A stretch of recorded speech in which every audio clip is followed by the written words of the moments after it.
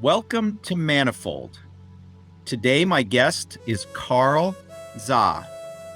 He is the producer of the Silk and Steel podcast, which is a podcast about, I think, Chinese history and culture are two of the main topics, but I think he sometimes diverges into other things like even geopolitics. Carl is also a very well-known, I think he sometimes describes himself as a shit poster. He tweets at Carl Za on Twitter. That's his handle. And he has something like 100,000 followers almost. So he's quite a presence on Twitter. He was born in China, but grew up in the United States. And like me, attended Caltech as an undergraduate, worked as an engineer, and now lives in Bali. And he's completely fluent in both English and Chinese. So he has a very unique insight into China-US issues. So I've been meaning to have Carl on the podcast for a long time. I saw that he was very active in discussions about the Ukraine crisis, and that's something that we're going to get into. So I'm very happy to finally have Carl on the podcast. Thank you, Stefan. Thank you very much for the invitation. Great.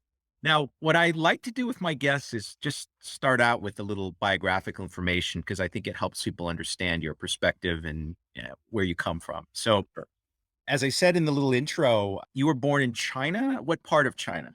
I was born in the southwestern part of China in this largely unknown in the West metropolis called Chongqing. The whole Chongqing municipality has like over 30 million people, but the urban area has about 8-9 million people. So it's a big place, but I doubt very much people outside of China have heard of it. It was China's wartime capital during World War II. And I was born there in 1976, just 1 month after Mao died. So I'm the first post-cultural revolution generation. And I spent most of my elementary school, actually all my elementary school in China through 1980s. And I came to United States in 1990 in the aftermath of the Tiananmen Square protest, because initially my dad was the first generation Chinese students who came to study in US after the Nixon visit to China. And so he came to US in 1985 to pursue his PhD. And his original plan was get his PhD and return back to China, where he was already a lecturer at the Chongqing University. Upon his return, he will basically be guaranteed like a 10-year professorship.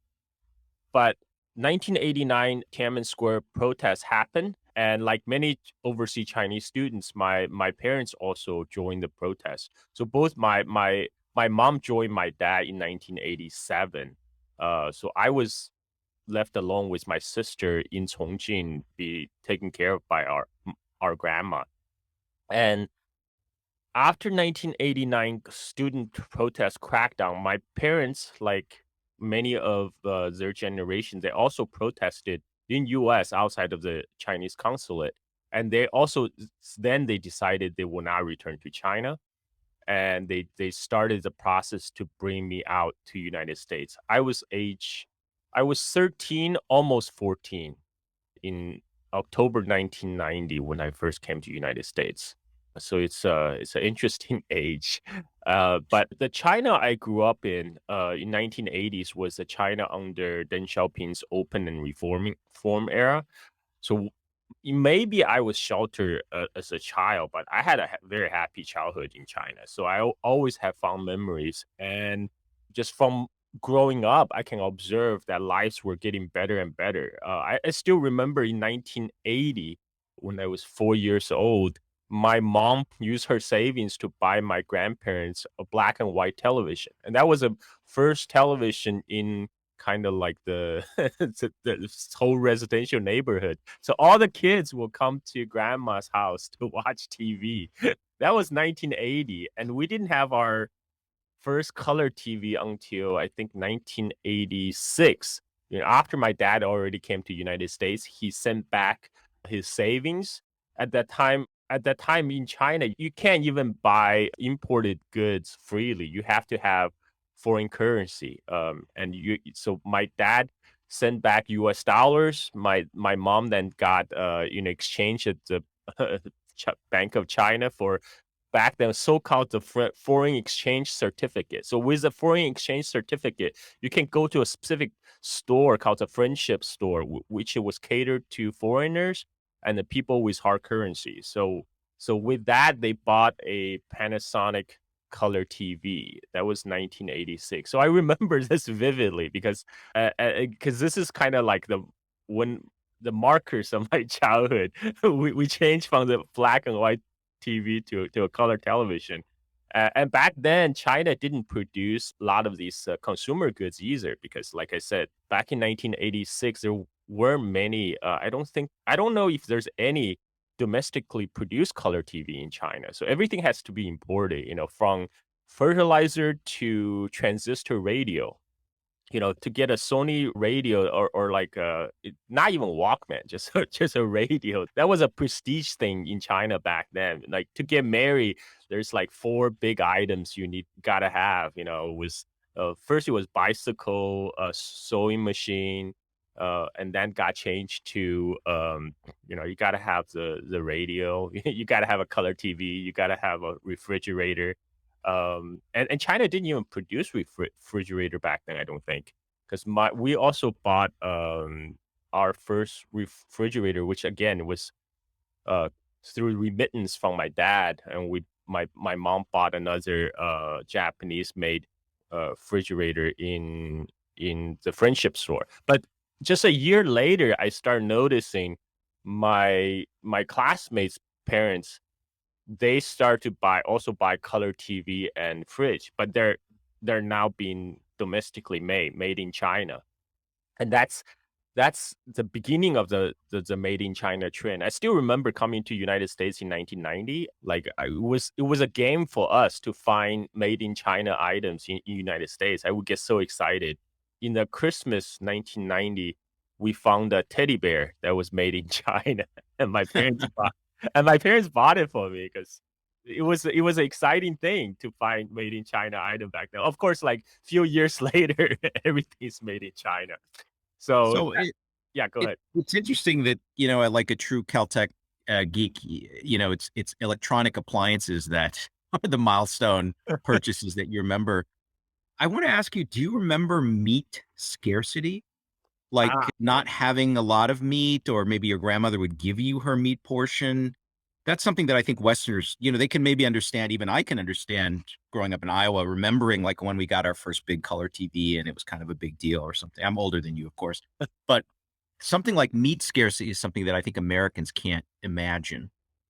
yeah. So when I was growing up in 1980s China, ration was still a thing. You need ration paper to purchase anything from state operated stores. So from sugar to clothes to oil to include meat. And it's only when I started to walk, maybe not start to walk. When I'm 4 to 5 years old, like in early 1980s, that's when they first started to allow so-called free market, 自由市场 in China. Those are just basically farmers market where the farmers will bring their produce directly to the city to sell to the consumers. Because before that, you have to buy everything from the state. The state, they buy everything from the farmers and then they sell at the specific state designated store. And in the city, as a city resident, we have to have ration papers to be able to buy.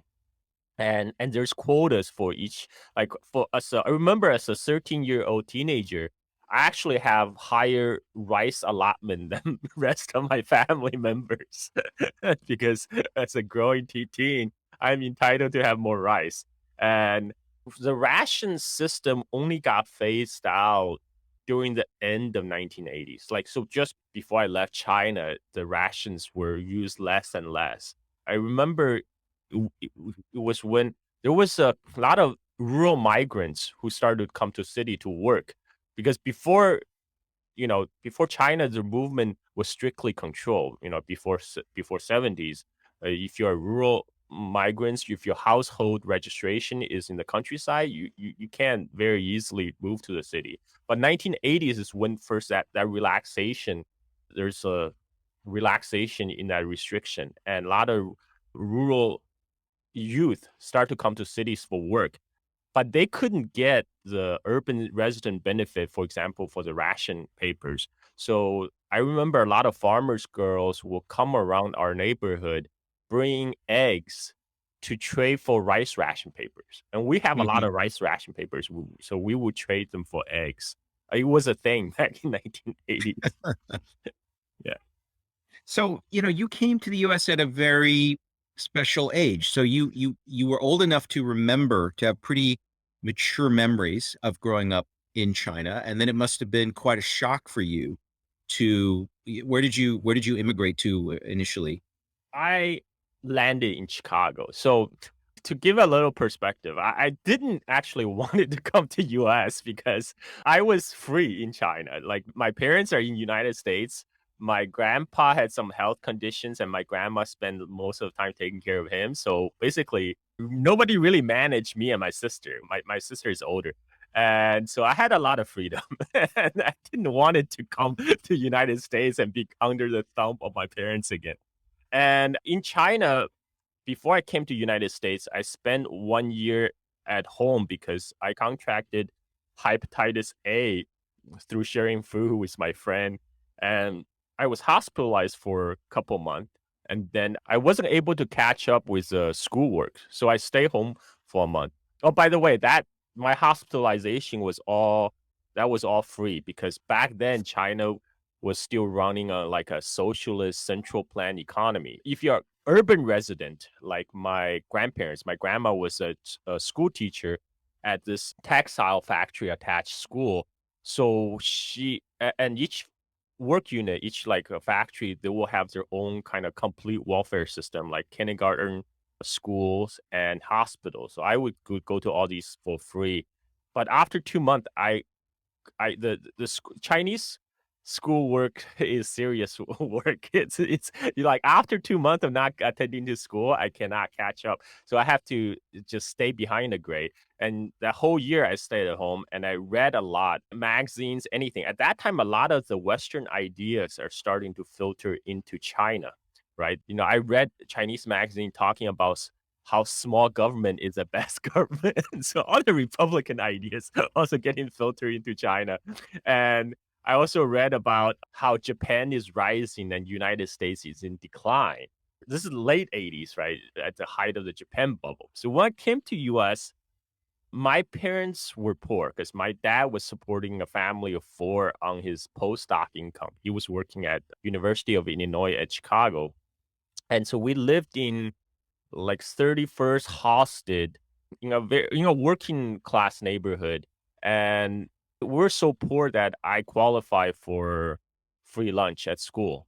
And I remember after 8th grade, because my English wasn't that good, there are not many options for me to attend high school. So I ended up going to Kenwood Academy in south side of Chicago in Hyde Park, just outside of University of Chicago. So I don't know if you know University of Chicago, but University of Chicago is a ghetto within a ghetto, like I used to say.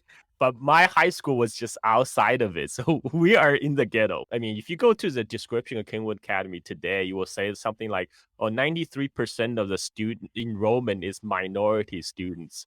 Of course, minority is a euphemism because I mean, what is 90%, 93% of the student body is really not minority anymore. So my school was like 85% black, maybe 2.5% Asian. So I was that 2.5% Asian. And I remember seeing people getting shot in the schoolyard. Like one day I was getting off the math team practice, like a typical Asian nerd. And right as I leaving the school building, some girl ran in, so and so got shot. and everybody was rushing in to see the body. It's kind of crazy now think about it. Oh, I wanted to go see too, but my bus was coming, and I have an hour and a half bus ride to catch to go home. So I ran for the bus, only saw the crowd gathering around the body, and then later when I watched evening news, it says somebody got killed in my school, a schoolyard shooting. And I had to take 1 hour and a half bus ride through south side of Chicago, through all the dilapidated buildings and housing project. And at that time, I really thought, oh my God, it's true what I read in the Chinese magazines.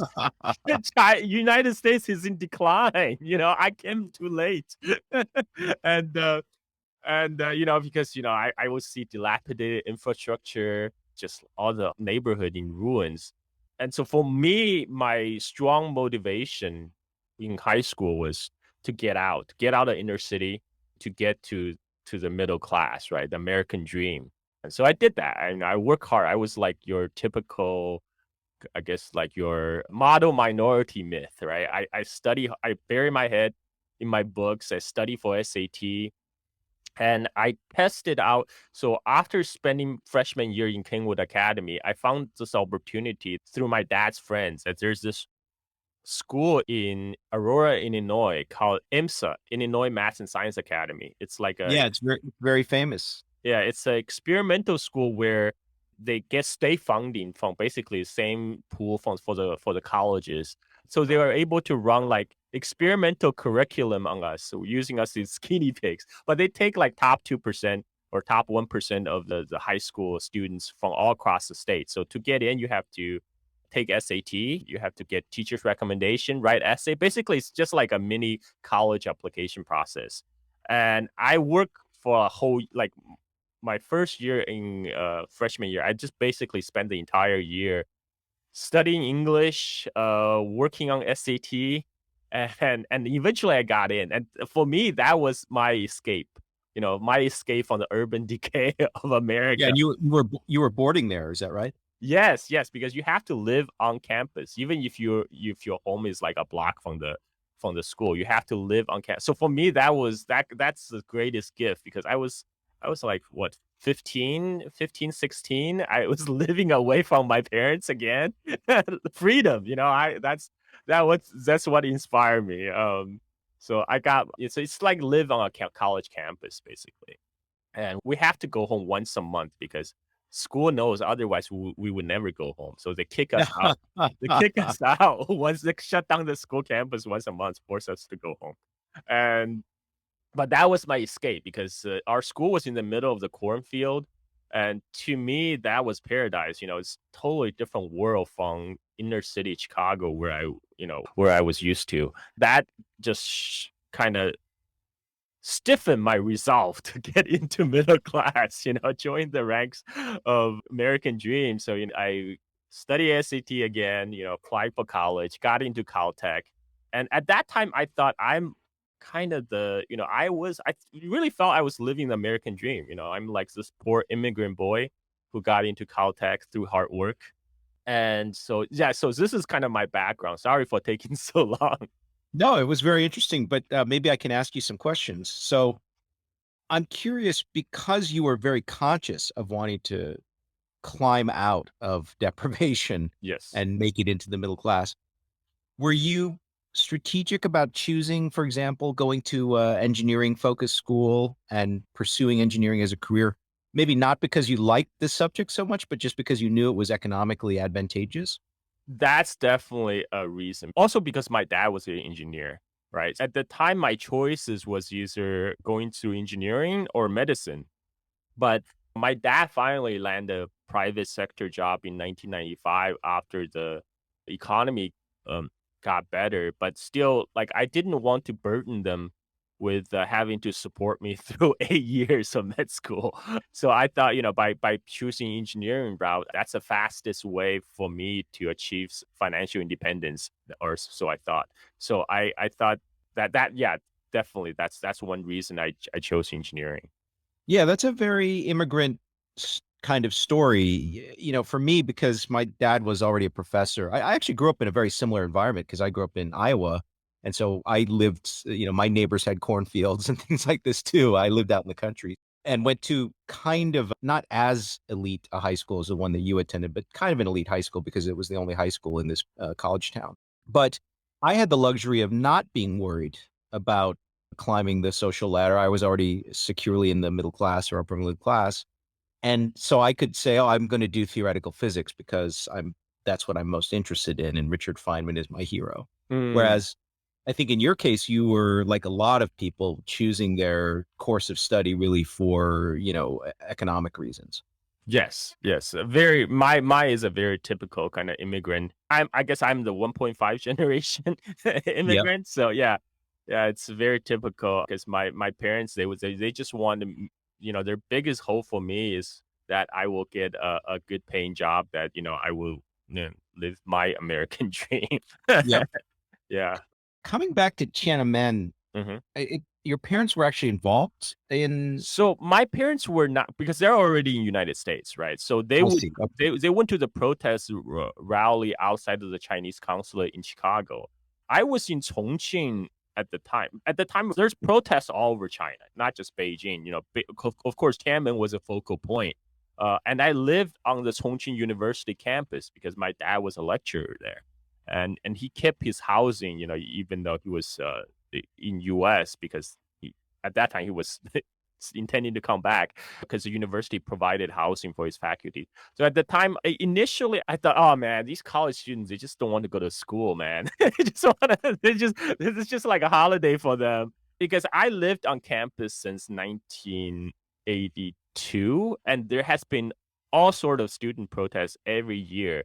The very first student protest I experienced was before I started the first grade. There was a lot of tunnels dug in Chongqing, both as an anti-air raid shelter during World War II against the Japanese bombing of Chongqing, and during Cultural Revolution when Mao's China thought he might have to fight two-front war against both Soviet Union and United States. Chongqing is a very hilly city, but the entire hills are being dug out and there's tunnels underneath.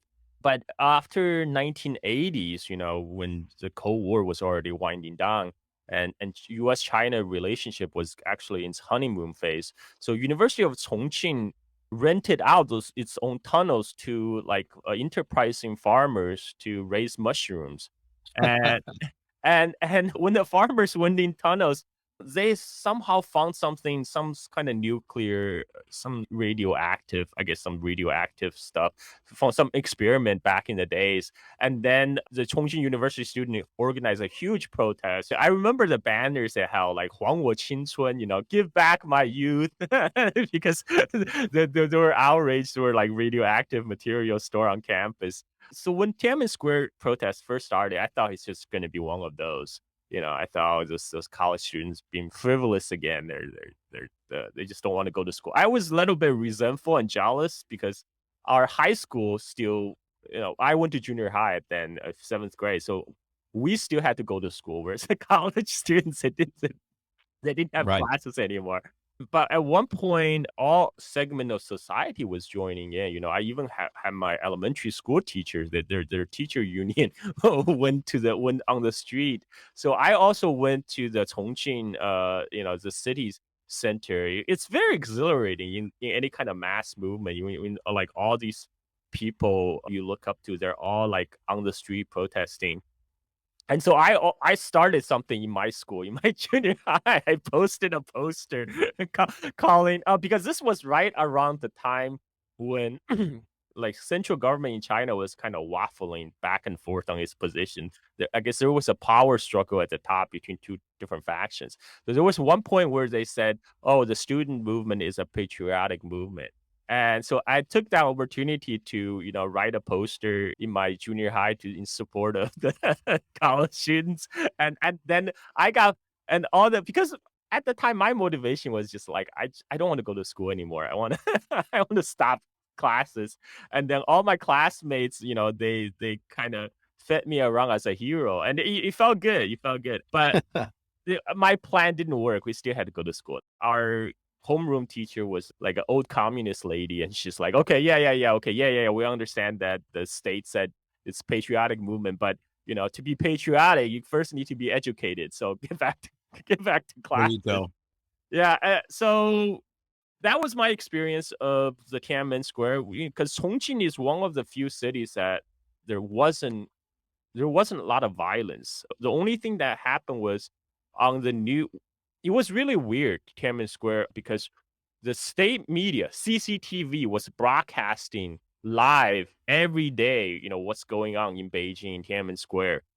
So we saw the people of Beijing stopping the army trucks from going in. The army was stuck outside of Beijing for a week, right? And we saw that on state television. And then again, I think that's because of power struggle at the top. But then on June 4th, I remember suddenly all the television broadcasts stopped. The TV went blank because at that time everybody was glued to their television to watch what's going on in Beijing. But from the afternoon to evening until the next day, the TV went out for a whole 24 hours.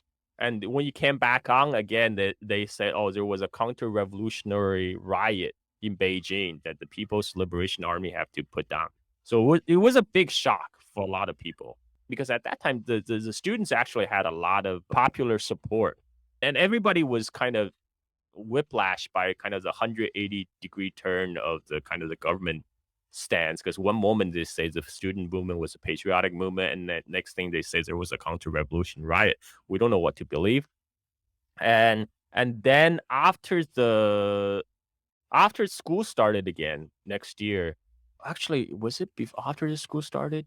So again, our homeroom teacher, the old communist lady, organized us to watch a state-produced documentary of how everything went down. So we saw we saw burning of tanks. We saw like people throwing Molotov cocktails at tanks, and soldiers being dragged from the burning tanks and then being lynched and getting disemboweled and burned on the bridge. And so they say, yeah, this is why the army had to go in.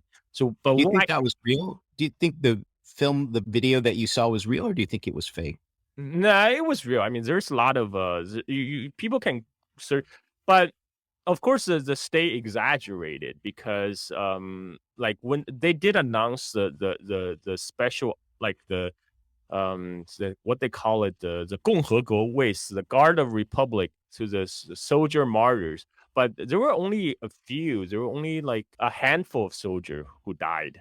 So compared to the other casualties, because the Tiananmen mother, they found out about names of about 200 Beijing residents who died. Compared to a handful of soldiers. So that's the first time I encountered kind of this different-sided narrative, because when I came to the United States, my parents showed me the CNN footage, right? They showed the footage of People's Liberation Army opening fire on the crowd. And that is when I kind of encountered this totally kind of almost like black and white, narrative. At one point, I remember at IMSA, I asked my history teacher, who is actually a Native American graduate from Stanford, and I said, look, like the history I learned in China and the history I learned in the United States is almost like polar opposite, right? How do I reconcile these two completely different opposite narratives? He said, oh, you just got to read a lot. So read all the resources, and then you can flesh out the big picture. At that time, I thought his advice is totally useless. I mean, like, my problem is they're totally opposite. How do I reconcile, right? Just read more of them. How do I even make sense out of it? But it turns out, I think he's right. He's right. You gotta read all sides and then come to your own conclusion. Yeah, I think that advice is particularly appropriate in this moment. Not just talking about Ukraine, but just in general, there are so many competing narratives on almost every topic now. It's very tough to know what to believe. And you could even take a radical view that history is kind of impossible, in the sense that we don't even really know what happened, say, in the last election, or when Kennedy was shot or something, let alone what happened, say, 500 years ago or 1,000 years ago. So it seems like there's a high degree of uncertainty in almost everything. Yeah, that's why actually I love history, because history for me is like detective work. You have to know how to read between the lines. You gotta read the official annals, and then you got to read the unofficial history, and then you got to kind of tease out the truth from the official narratives. And so for me, that's fun. And like my original intent for starting my podcast, Silicon Steel, was to kind of share my love of Chinese history and Chinese culture to Anglophone audience.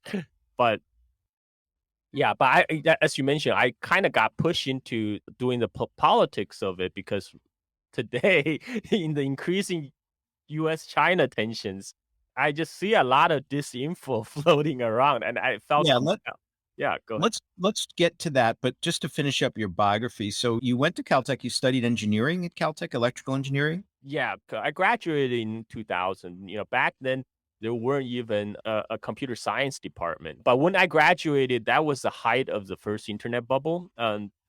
Everybody, even English lit majors, went into internet startups. So I joined an internet software company. I joined their professional service arm, Vignette, which was a content management company that was Oh, sure, I remember Vignette. Were yeah. you in the Bay Area? No, no. So their headquarters in Austin, Texas. But my Okay. brother-in-law joined early, and so he got a referral bonus out of me. And at that time at that time all the internet companies, they just want warm bodies. You can type, okay, good, you're hired. And so I got hired before I even graduated from Caltech. And because I had to go back to finish some classes, and then I started working December 1999, like just few months left before the internet bubble burst. Yeah. Yes. So you worked in tech basically from that point in time Yes. until you wanted to take a year off. And so that's how you ended up traveling here in Asia. What year was that? The end of 2018, actually. 2018, the company that I was working for, their largest client is Toyota, and Toyota decided they're gonna cut costs by moving their headquarters from Torrance, California, to Plano, Texas.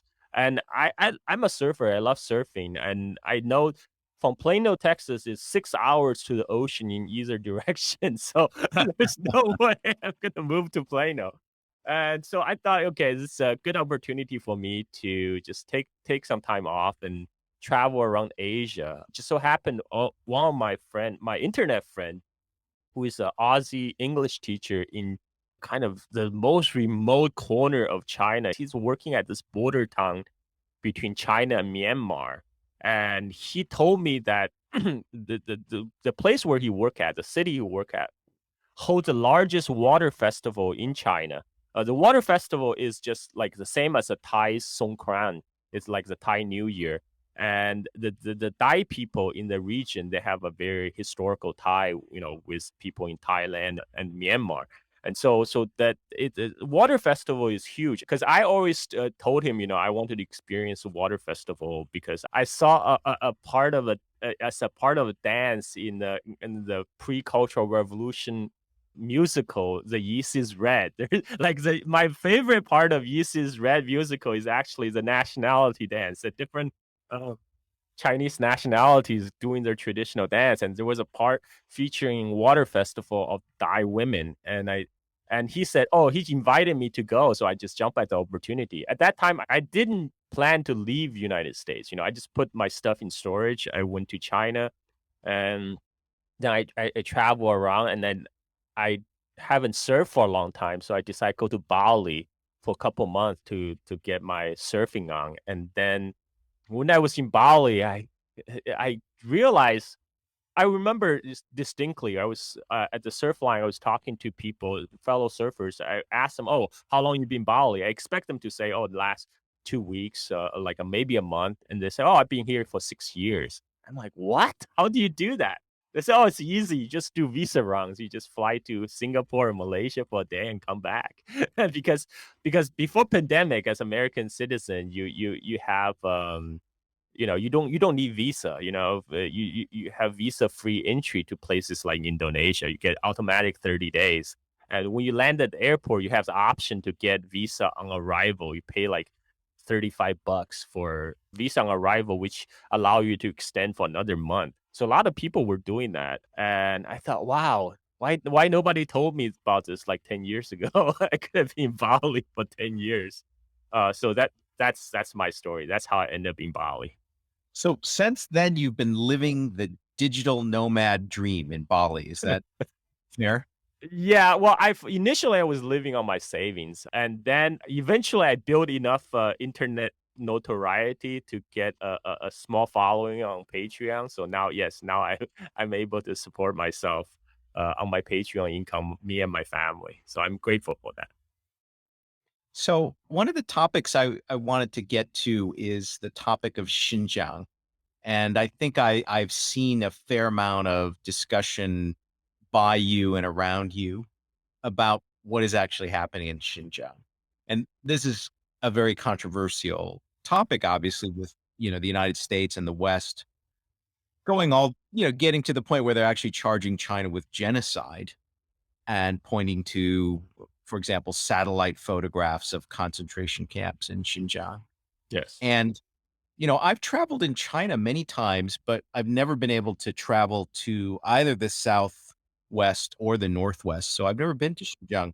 But because I was interested in eventually taking a trip there, I was watching a lot of YouTube travel video, both of areas like Yunnan, but also areas like Xinjiang. And I could tell from what the travelers were saying that it was totally inconsistent with what I was reading in the media about the state of, there were some issues with terrorism and there was a crackdown on Islamic terrorism in Xinjiang. And I'm sure there were probably human rights abuses. I mean, it's an authoritarian government and they don't fool around. And these terrorist I think it was knife, but also maybe bomb attacks.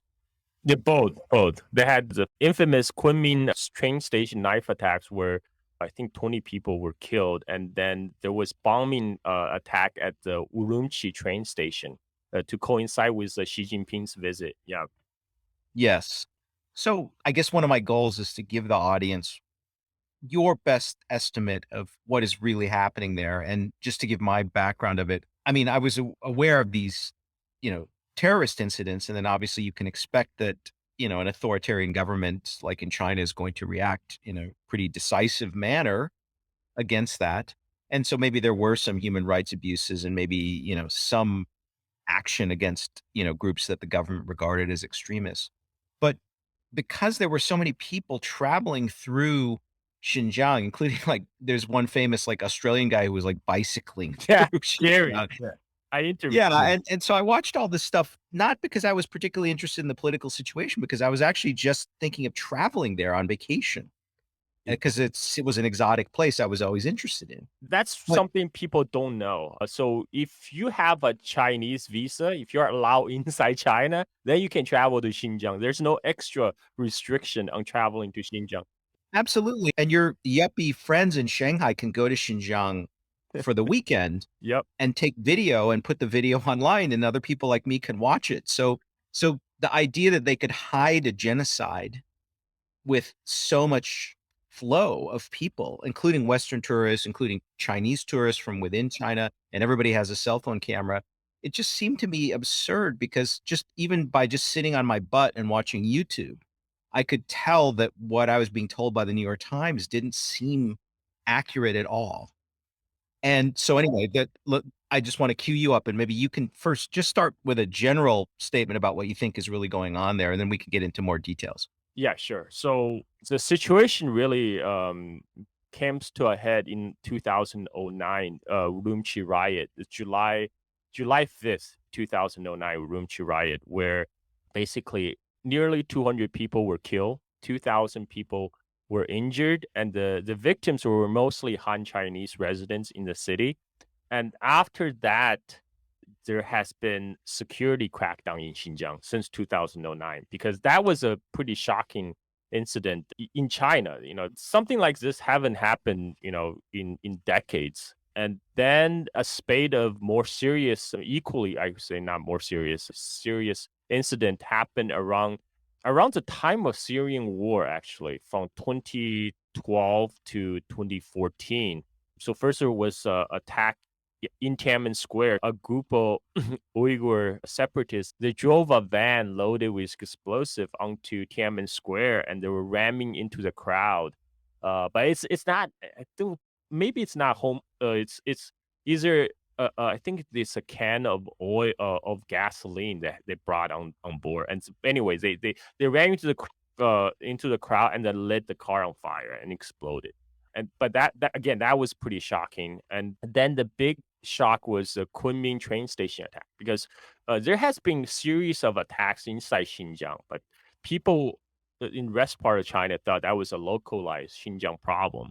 And until the attack in Tiananmen Square, and then in March 1st, 2014, in Kunming train station in the capital Yunnan province, all the way to the southwest of China, as far from Xinjiang as possible, 8 Uyghur militants armed with knives start slashing at people, killing 20 people, injure many more. And those got national headlines. And then, as I mentioned, there was also a series of bombings in Urumqi. People were driving SUVs into the morning market and throwing bombs at people setting up shops, setting up street vendors, basically. And after that, Chinese state started a series of security crackdown. First, they blocked all the access of Xinjiang to Central Asia. And then I think that is why those Uyghur militants actually travel all the way to Yunnan, because there was also, starting from 2012, there's a stream of Uyghur refugees start to appear in places like Vietnam, Cambodia, Thailand, Malaysia, but their end goal was to reach Malaysia. In Kuala Lumpur airport, when they reach Kuala Lumpur, at the Turkish consulate, where they would receive the Turkish passport, allow them to fly to Turkey.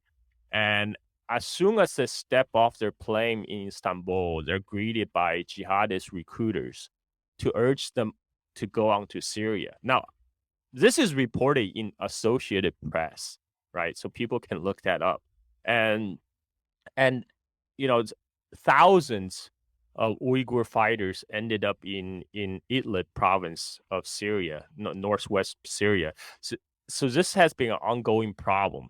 And starting from 2017, that's when Chinese government really started the hard crackdowns. That's when they have they built the so-called vocational training centers. I mean, they might as well just call them de-radicalization centers, because that's what they are. And then there are a lot of people who are suspected of harboring sympathies for the terrorists were sent there. And there's like different levels of kind of so-called re-education. One is you go you just have to go spend like half a day during the daytime, and then you can get to go home. The other type of re-education is where you have to stay in the center. It's basically incarceration. And that's getting picked up in the West. First, there were the primary reports that's all the Western media is based on. One is from the China Human Rights Defenders, which is an NED sponsored founded group. And I read the reports. My friend queued me up to it. Their report supposedly is based on supposed interview of 8 Uyghur villagers from 8 villages in southern Kashgar. And based on the villagers' testimonial, they extrapolated from the population of those 8 villages to the entire population of Xinjiang. So they said, okay, we estimate about 10% of the people, 9 to 10% of the people from the villages are being sent to these re-education centers. So if we extrapolate to the entire Uyghur population of Xinjiang, which is like 11 to 12 million, we get 1 million figure. They said that in the report, China Human Rights Defender report. And so they even put the caveat in the report. We must, be careful that this is an extrapolation. But this kind of the nuance is completely lost in the mainstream media report. They take the 1 million figure as kind of the gospel truth. Yeah, 1 million being just 10% of 11 million people, Yeah, basically, yeah, which they extrapolate from some survey of 8 people. yeah. On eight people from 8 villages. And then the other report is from the German researcher working at the Victim of Communism Foundation, Adrian Zenz. So Adrian Zenz came up with a paper where he based on his claim primarily on this Turkish, the Uyghur exile group in Turkey, which, by the way, has ties with the Turkestan Islamic Party, which is Al Qaeda affiliate and fighting in Syria. So this Uyghur exile group provided a so-called leaked document that shows the number of people being sent to the re-education camps, and based on that, Adrian Zenz it's another extrapolation extrapolated to the whole of Xinjiang to he estimated 1 million figure. So it's has always been an extrapolation, but it's always reported in CNN as kind of some kind of hard figure. They definitely have 1 million Uyghur in camps. Yeah. When I first became aware of this, I just thought to myself, if you're going to lock up 10% of the population of some region, you're going to need a very, very strong police state. And the remaining 9/10 that are not locked up are going to be very traumatized because almost everyone will know someone well who got locked up. Yes. And if there really were a genocide, that would mean the person who was locked up probably died, or had a good chance of being.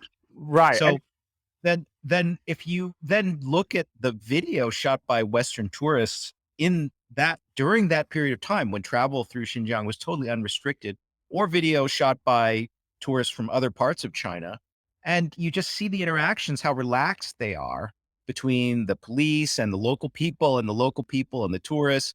It just could not possibly be that 10% of the population was being genocided or locked up. It just didn't seem consistent with what was in the videos that I watched. Yeah, and there's also like in the media, I know this is something I noticed about the language. When they talk about Uyghurs being oppressed, it's they're talking about Uyghurs. When they talk about the police, they always talk about Chinese police. They're trying to create some kind of dichotomy between Chinese and Uyghur. And what they don't tell you is most of the police in southern Xinjiang, where majority of the Uyghur live, most of the police are Uyghur. They're local police. It's not like they're sending the Han Chinese policemen all the way from Beijing to Xinjiang.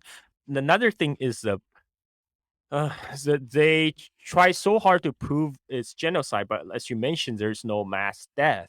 So that's why Adrian Zenz came up with this restriction on birth, because one of the UN definition of genocide is if somehow they're trying to reduce the population through forcible abortions or forcible birth control, right? And so that's a new area they're focusing on. So China had a one-child policy since forever. It was already starting to get rolled out when I was born in 1976, because at that time my parents were working in the Tibetan regions. They got sent there during Cultural Revolution.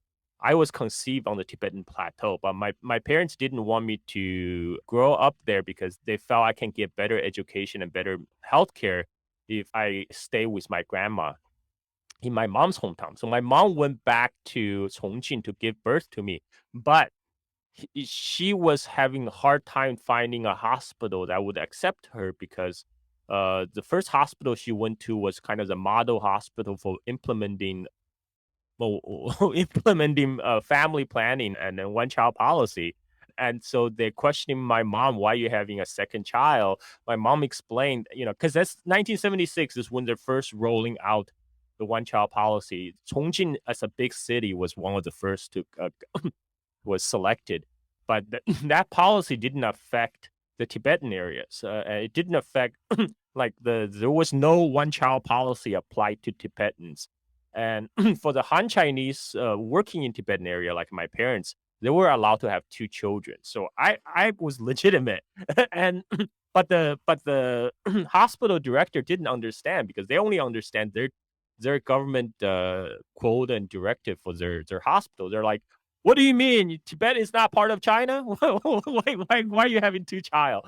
And so my mom had to like, go through my grandma's connection, finally find a hospital that would accept her, and so I was born. But So I think maybe the point you're leading to is that for Uyghurs during all this time, they were not subject to the one-child policy. yes, yes. So for the Rubia Kadir, who was crowned like the president of the World Uyghur Congress and has been feted around as like the courageous Uyghur leader standing up to China, she had 11 children. The first 6 children she had was before the, rolling out, I think before 1970s, before the rolling out of the one child policy.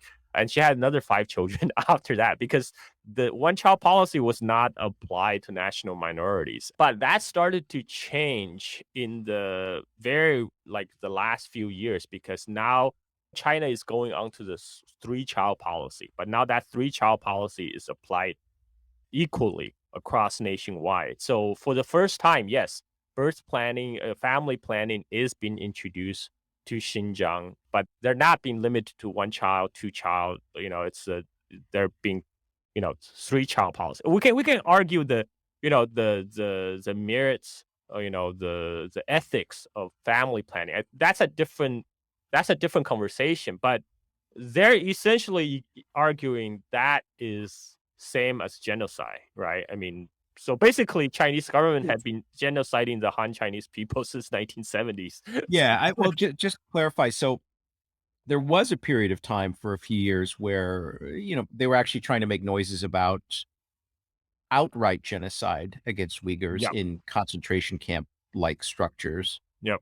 And they seem to have backed away from that now, and now it's sort of shifted a little more toward either Cultural this birth, genocide.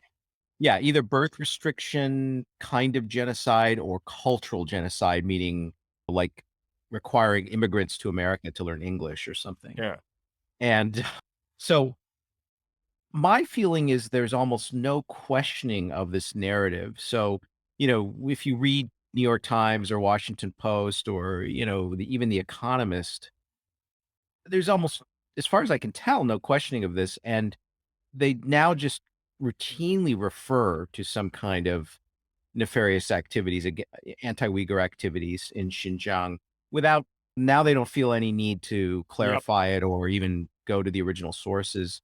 And But you had you're Bill Maher recently in his talk show. He said on his talk show, he said China is locking up the entire Uyghur ethnicity. He just Yeah. throwing that out there. He pulled that out of his butt because there's total of 12 million Uyghurs in China. He's claiming China is locking up the entire Uyghur ethnicity of 12 million, which is well, again, going back to my, so people are probably tired of hearing me mention YouTube, but you can go on YouTube right now and you can find some tourist video that was shot, in the last 3 months. And some tourist is talking to some Uyghur who owns a restaurant. The restaurant could even be in Beijing or it could be in Urumqi or something. And they seem very happy and they're not locked up. And I mean, the whole story can be undermined with yeah. 5 minutes of work, I Yeah. think. But So there are people who get targeted. Those are like kind of the hardcore Islamicist that has been targeted in China. That there's no doubt in the people who are inclined to hardcore Islamic fundamentalism and their family, that they have been targeted by the Chinese state. That is a fact. But there's definitely not a blanket targeting of the entire ethnicity. That's not true. And also, I just like to talk about that birth, so-called the birth genocide again. How the hell do you carry out genocide with a 3-child policy? How mathematically that's well, impossible. of course. I'm sure the rate of Uyghur population growth has always exceeded and still exceeds the rate of Han population growth in China. So it's far from a genocide in Yeah, that respect.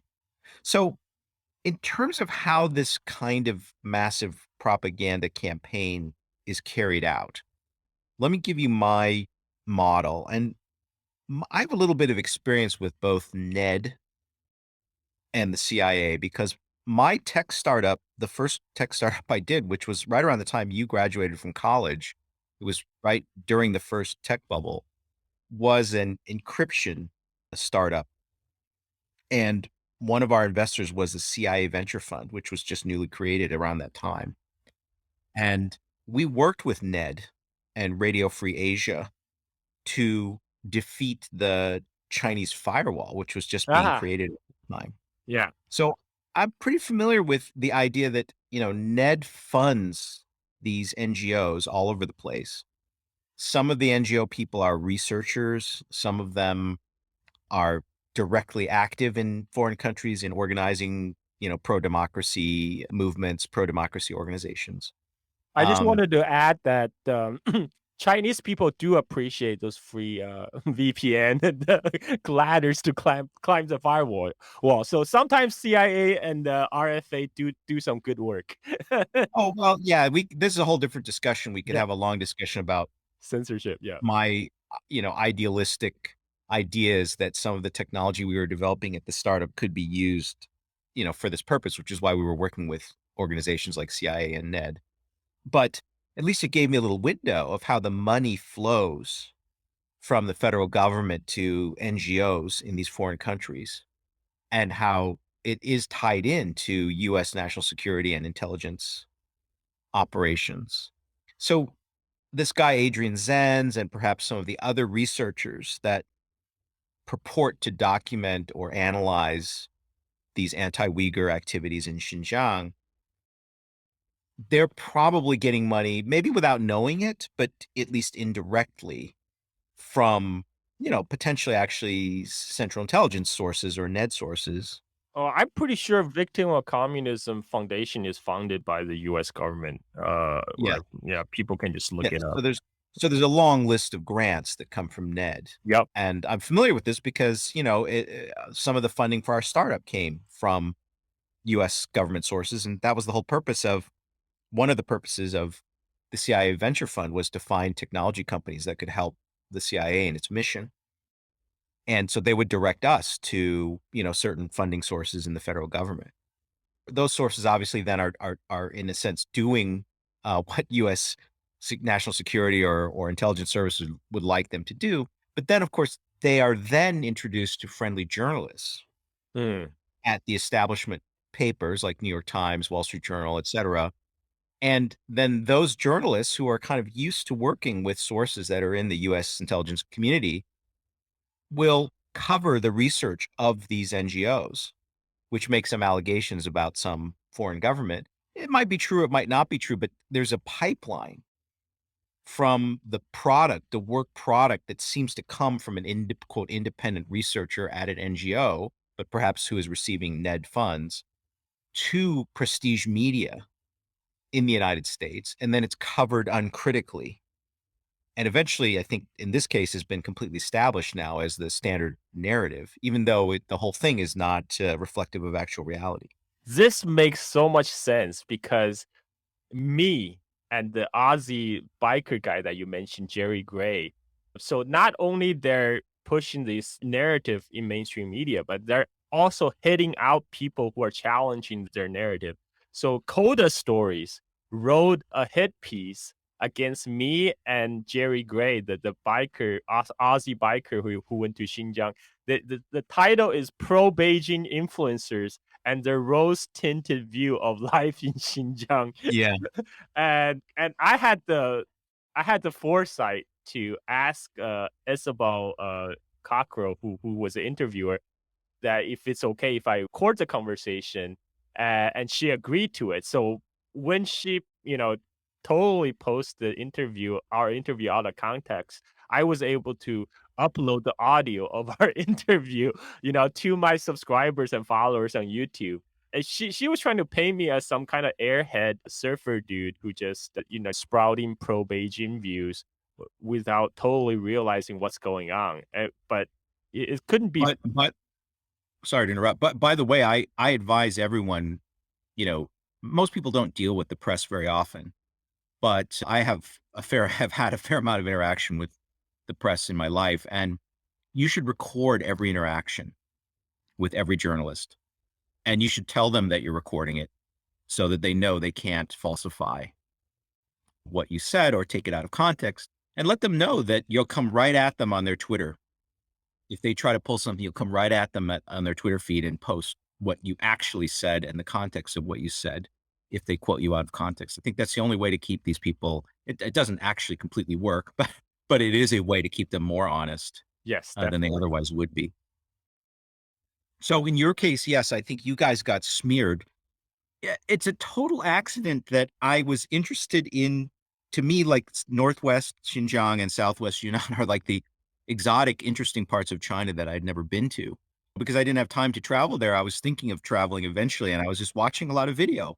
And so this guy Gary bicycling across Xinjiang, I found that totally organically, just because of my own interest. The YouTube AI, Mm, it watches what you like and it shows you more of what you like. Maybe not as well as TikTok. We can get to that later, mhm. but it is a decent learning algorithm. And so it just started showing me more and more essentially tourist video of Xinjiang. And it kind of figured out that I would watch some occasionally, like even Chinese language content. So it started showing me video taken by actual Chinese tourists who went to Xinjiang. Yeah. And because people don't realize there's tremendous amount of internal within China tourism. So some affluent family in Beijing or Shanghai or Shenzhen might go to Xinjiang as a week trip. It's as an exotic vacation or something. Yeah, my auntie from Chongqing, they went to Xinjiang. I mean, tens of millions of Chinese domestic tourists goes to Xinjiang every year. Well, before the Yeah, pandemic.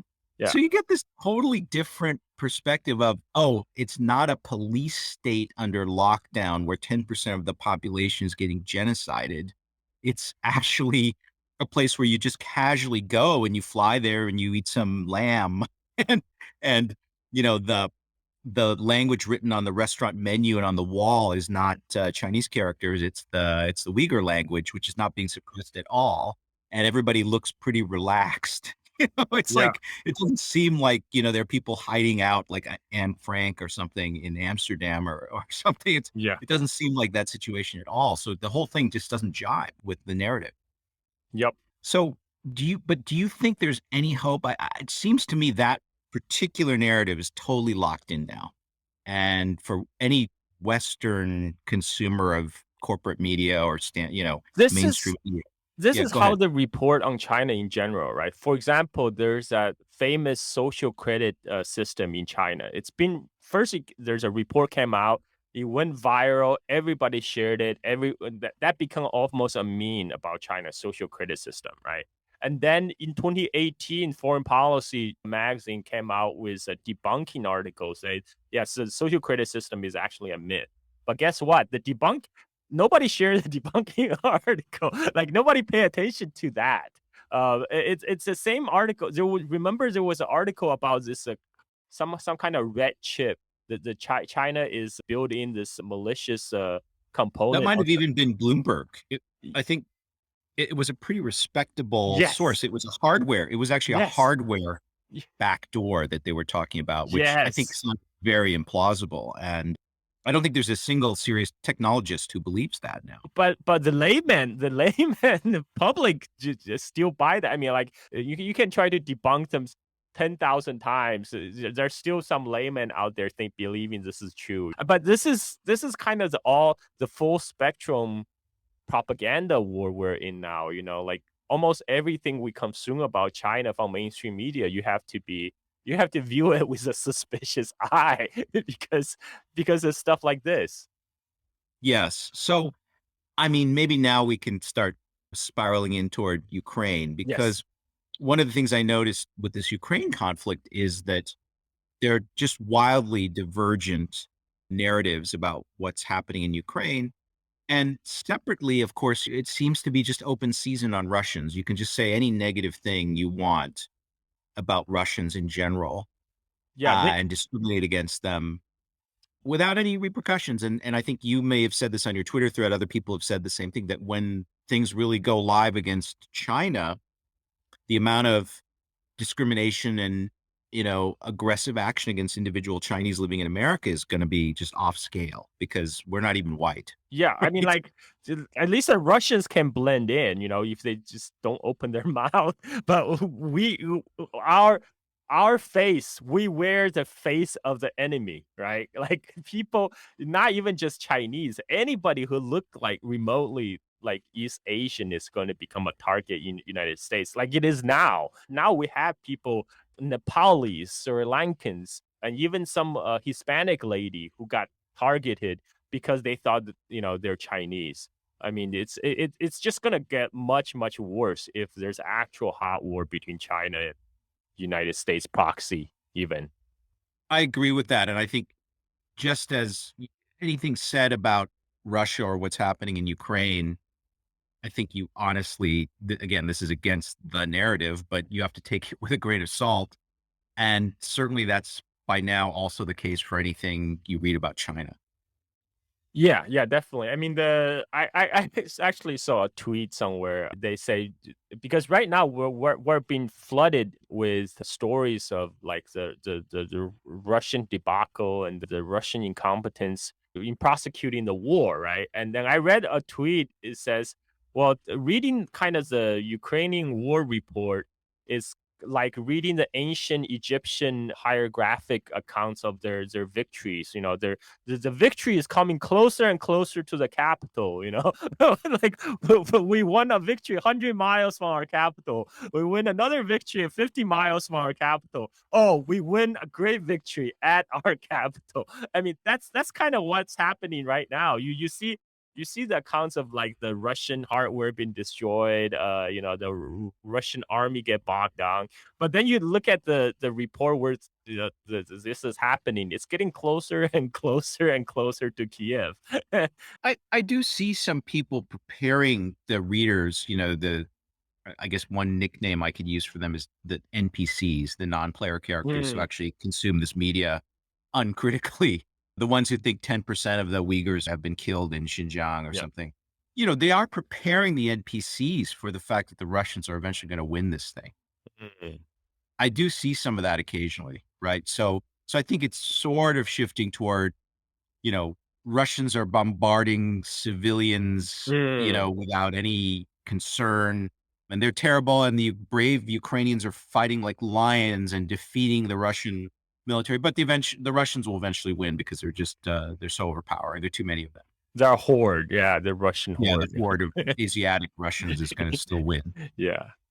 I mean, aside from the day-to-day progress of the conflict, there's also the history that goes back to the Maidan coup. Yep. I think all of that is just way too complicated for the average Yes. American reader to absorb. And so obviously, we'll just forget about that. And it was just that Putin went crazy and wants to reestablish the Yeah. USSR. And that's Yeah. Yeah, I mean, it's amazing how many Americans still think Russia is like the same as Soviet Union. Like Russia today is a very conservative, very anti-communist state. It's nothing like Soviet Union, but somehow people think Russia is bringing back the communism or something. yeah, I don't know if it's so much communism as kind of just a very highly authoritarian state. But I think, you know, we could go on for a long time to talk about the specifics of the conflict itself and the background, the history of, Ukraine and NATO and all this. But, the thing I really wanted to ask you about is that I regard the US using Ukraine to, in a sense, incite this conflict by not compromising with the Russians, on their Yep. doorstep. Okay, we've ended up in this conflict. Let's just leave it at that because Yep. we don't need to get into exactly all the history. People who are interested can read a long blog post that I wrote with a lot of sources in it. Nice. But but and quoting famous people like Mearsheimer and Yep. the former ambassador to Russia, who's now our CIA director, who himself wrote all these forbidden things in his biography, which was just published, autobiography, which was just published 2 years ago. So you can go read what our current CIA director Burns wrote about what the U.S. was doing in Ukraine just 2 years ago when his biography was published. You can see it's 100% against the current narrative of who's responsible and what events led up to this invasion. But of course, now that he's CIA director under Biden, he's got to keep quiet about it, but it's all recorded in his biography. You can order his autobiography off of Amazon and just read it. Yeah. But don't let those, if you're an NPC, don't let those facts, sneak into your consciousness. What I wanted to discuss with you is that, okay, I believe this is a huge geopolitical mistake for the US to force Russia into a tighter and tighter relationship, even verging now on a dependency because of the Yes. strength of sanctions on China.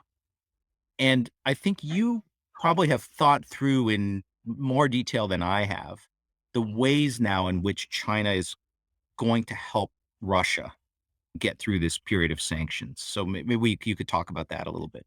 Yeah, I mean, it's amazing to me that at the end of the war, at the end of the Cold War, Russia wanted to join the West.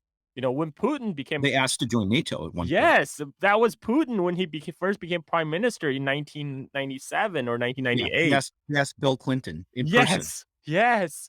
And because they just wanted to be seen as an equal partner. But because we are so arrogant, because we're the sole hyperpower now, and that we thought we can just aggressively expand NATO to their doorstep with no repercussion. There was a video surfacing of Joe Biden speaking in 1997 when the Russian foreign minister Zyuganov told him, like, if you keep on pushing NATO to our border, we're gonna have to turn to China. And Biden basically laughed in his face and say, "Well, good luck with that," right? And that's what's happening now, ironically. Well, when you mentioned an old video of Biden, I thought you were going to mention one from maybe around 97, 98, where he says Ukraine cannot be part of NATO. This would cause World War III. I mean, he effectively says again what is the verboten, part of the narrative right now. And I mean, he just explicitly says it in this old when he was a senator. Yeah, I mean So that's when Biden was still coherent and lucid, and yeah, that was 25 years ago. But this particular brainwashing of the public is much more shocking in a way than the Xinjiang one, because no American can even locate Xinjiang on a map. And, but this is one where, a pretty good chunk of the top strategic leadership of the United States has been warning against pushing too hard in terms of expanding NATO to the east and the status of Ukraine. Leading figures, former secretaries of defense, I mentioned many ambassadors to Russia and the Soviet Union, people who actually won the Cold War, have been warning against this for a long time. And now that's all been memory hold, even though you can quickly, in 5 seconds, locate a video of our President Biden, saying exactly these things when he was a senator. But apparently that's all memory hold too. But Stefan, who watch government official talk nowadays? Now people get their information from TikTok influencers, right? Yes. And Okay. White House just hosted a top TikTok influencer on White House to debrief them, quote unquote, on the Ukraine war progress. So yeah. Yeah. So for sure, the West is winning the information war, and the information war is primarily being conducted against their own people. Yes, And very successfully. yeah, in the blog post, sorry, I keep advertising it, but I have a segment from Indian television where there's an Indian news person interviewing 2 generals from the retired generals from the Indian military. And they're calling the war the way you and I are calling the war, totally against the Western narrative, and even saying things like the Russians are slowed down because they're trying to kill as few civilians as possible. It's not like when the U.S. went into Iraq in 2003. They're saying things which are completely verboten, would get you banned from Twitter or YouTube. I think this information war is not fooling generals in the Indian military. Right. It is fooling average Americans who read the New York Times. It's actually, I hosted a Twitter space talking about China's role and also just China, Russia, Ukraine in this war. And I, to my surprise, I got a lot of people joining in from the global South, and it was really refreshing to hear these global South voices. People from South Africa, from Brazil, from Southeast Asia, from India, and the views they're espousing, just like the Indian generals, are totally different from the kind of the mainstream narrative we hear in the United States. Well, I think that it's primarily people in the United States and EU and basically Western countries that are, as I said, they're the victims of this Yes. information war. People from the global South, BRICS countries, non-aligned countries, they're much more likely to actually to see it from the Russian perspective. Yeah. Especially if we're talking about, say, an educated subclass. Yeah. They can remember reading about what happened in Maidan. Yeah. They maybe heard the video or the tape of Victoria Nuland talking about installing a pro-American leader, debating with the ambassador who that leader should be. Yeah. I mean, so they Or may remember some of these events from or 8 or years ago. even Newland handing out cookies to the protester on Yes, Maidan. the Cookie Monster. Yeah. It's really amazing that because Russia and China at the end of the Cold War both wanted to have good relationship with the West, right? And in fact, both of them prioritize their relationship with the West over with each other because it makes sense because U.S. back then was still the world's largest economy. Well, now it is still nominally in U.S. dollar terms, but back then, U.S. is so much more important. But we just thought we don't need them. We don't need to care about their security concerns. Y We can do whatever we want, because like that's why Biden laughed at Zuganov. It's like, go ahead, turn to China, see if we care. Um, Right. So let's focus in on the turn to China and exactly what forms this cooperation is likely to take, in particular to deal with the sanctions. So let's turn to that because I think that's the part of the discussion which I think maybe a lot of our listeners won't be so familiar with, and there's a lot of detail here. Yeah, so I mean, for a lot of the American perception of China-Russia relationship is still stuck in the Sino-Soviet split era. So I have to say that the Sino-Soviet split was over by 1989 when Gorbachev visited Beijing to meet Deng Xiaoping. It's right in the middle of the Tiananmen Square protest. After that, Russia-China had great relationship, and China had a friendly relationship with the Soviet successor state, Russia. China actually have friendly relation with both Russia and Ukraine. Surprising as it may be to many people, China also had great relation with both Saudi Arabia, Iran, and Israel, right? All these states, locked in antagonistic relationships because China pursue a non-interference policy. They focus on trade. China don't care about your domestic issues.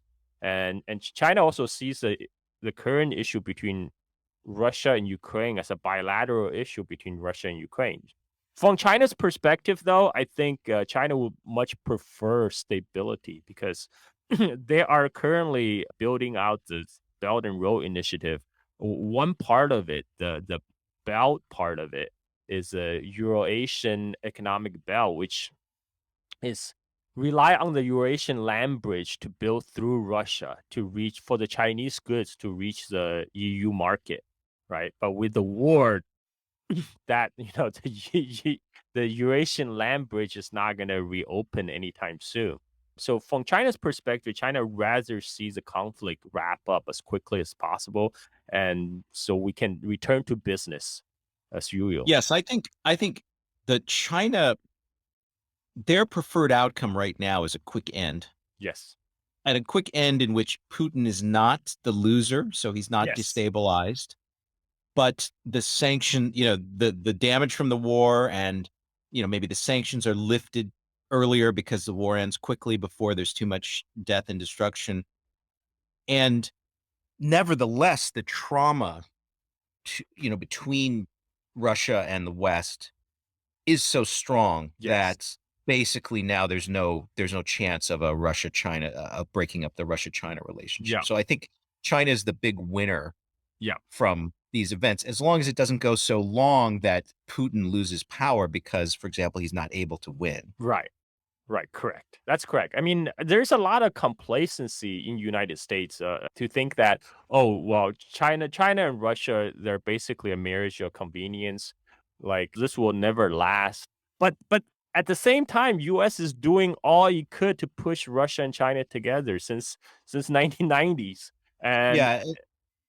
Well, also, I think you were right when you said a lot of the people who claim what you just said are stuck in this 1980s Sino-Soviet split because they still think that China wants to recover Vladivostok and lots of territory, whereas they've settled all those territorial disputes with the Russians. Yep. And frankly, demographically, the Chinese are moving away from the northeastern part of the Yep. country. Nobody wants to live there. So certainly nobody wants to live even further north in Yep. Siberia. I mean, just So like Chinese people are no different from the folks everywhere else. Nobody wants to move to the land of snow. Everyone moving to the Sun Belt.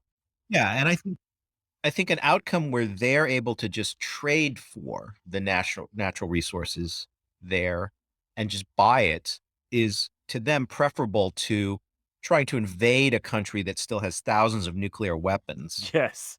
I think the logic behind the idea that the Russia-China relationship can't last is just wrong. I think these people are poorly informed. Yeah, because and Chinese and Russian economy are fully complementary because Russia is a commodity producer and China is a commodity consumer. And Exactly. and also buying from Russia also bypass the chokehold US Navy has on the streets of Malacca. US Navy made no secret about this, how the streets of Malacca is a chokehold on Chinese energy supply if they wanted Yep. to. And that's why U.S. Navy is now in South China Sea carrying out so-called freedom of navigation patrol. This is the time when 80% of the shipping through South China Sea is either to or from China.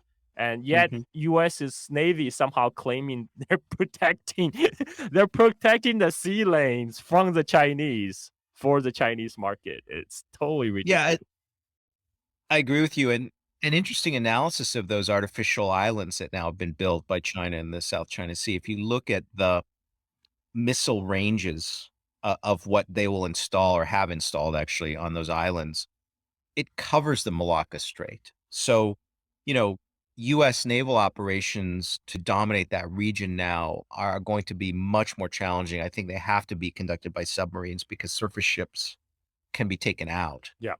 And the satellite coverage that the Chinese have over that region is very good. So they're able to hit US ships even in the Malacca Strait or even in the Indian Ocean. And So go ahead. yeah, that's why the Russian land link is very important for China to get its energy supply because there's no way U.S. can overtly attack pipelines, China Russia pipeline without escalating into a nuclear war, right? So, whereas even today, U.S. Navy still have superiority over the Chinese Navy on the blue water. Yes, obviously that would be a much more difficult competitive struggle Yeah, than just switching on the energy flow from Russia. yeah. So Now, maybe talk about are you familiar with Power of Siberia? yes. So currently, Russia already has a gas pipeline to China called the Power Siberia One. Now, this connects a gas field in the east part of Russia, in the Russian Far East. That this is a gas that would never reach Europe because there's no pipelines to the west. So the only market they have is East Asia. So currently, the Power Siberia 1 is already supplying gas to China.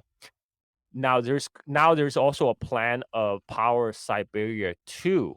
So now the gas in Yamal Peninsula, which is in the Arctic circles, goes to Europe. That's a plan for the Nord Stream 2, to supply a lot of this gas to Germany.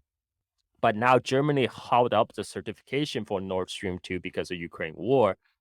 The Power of Siberia 2 aimed to connect the Yamal gas field in far north Siberia all the way down, possibly through Mongolia to China. So this time, before the energy market, kind of the Russian energy supply to China and Europe were separate because they were from completely separate gas fields.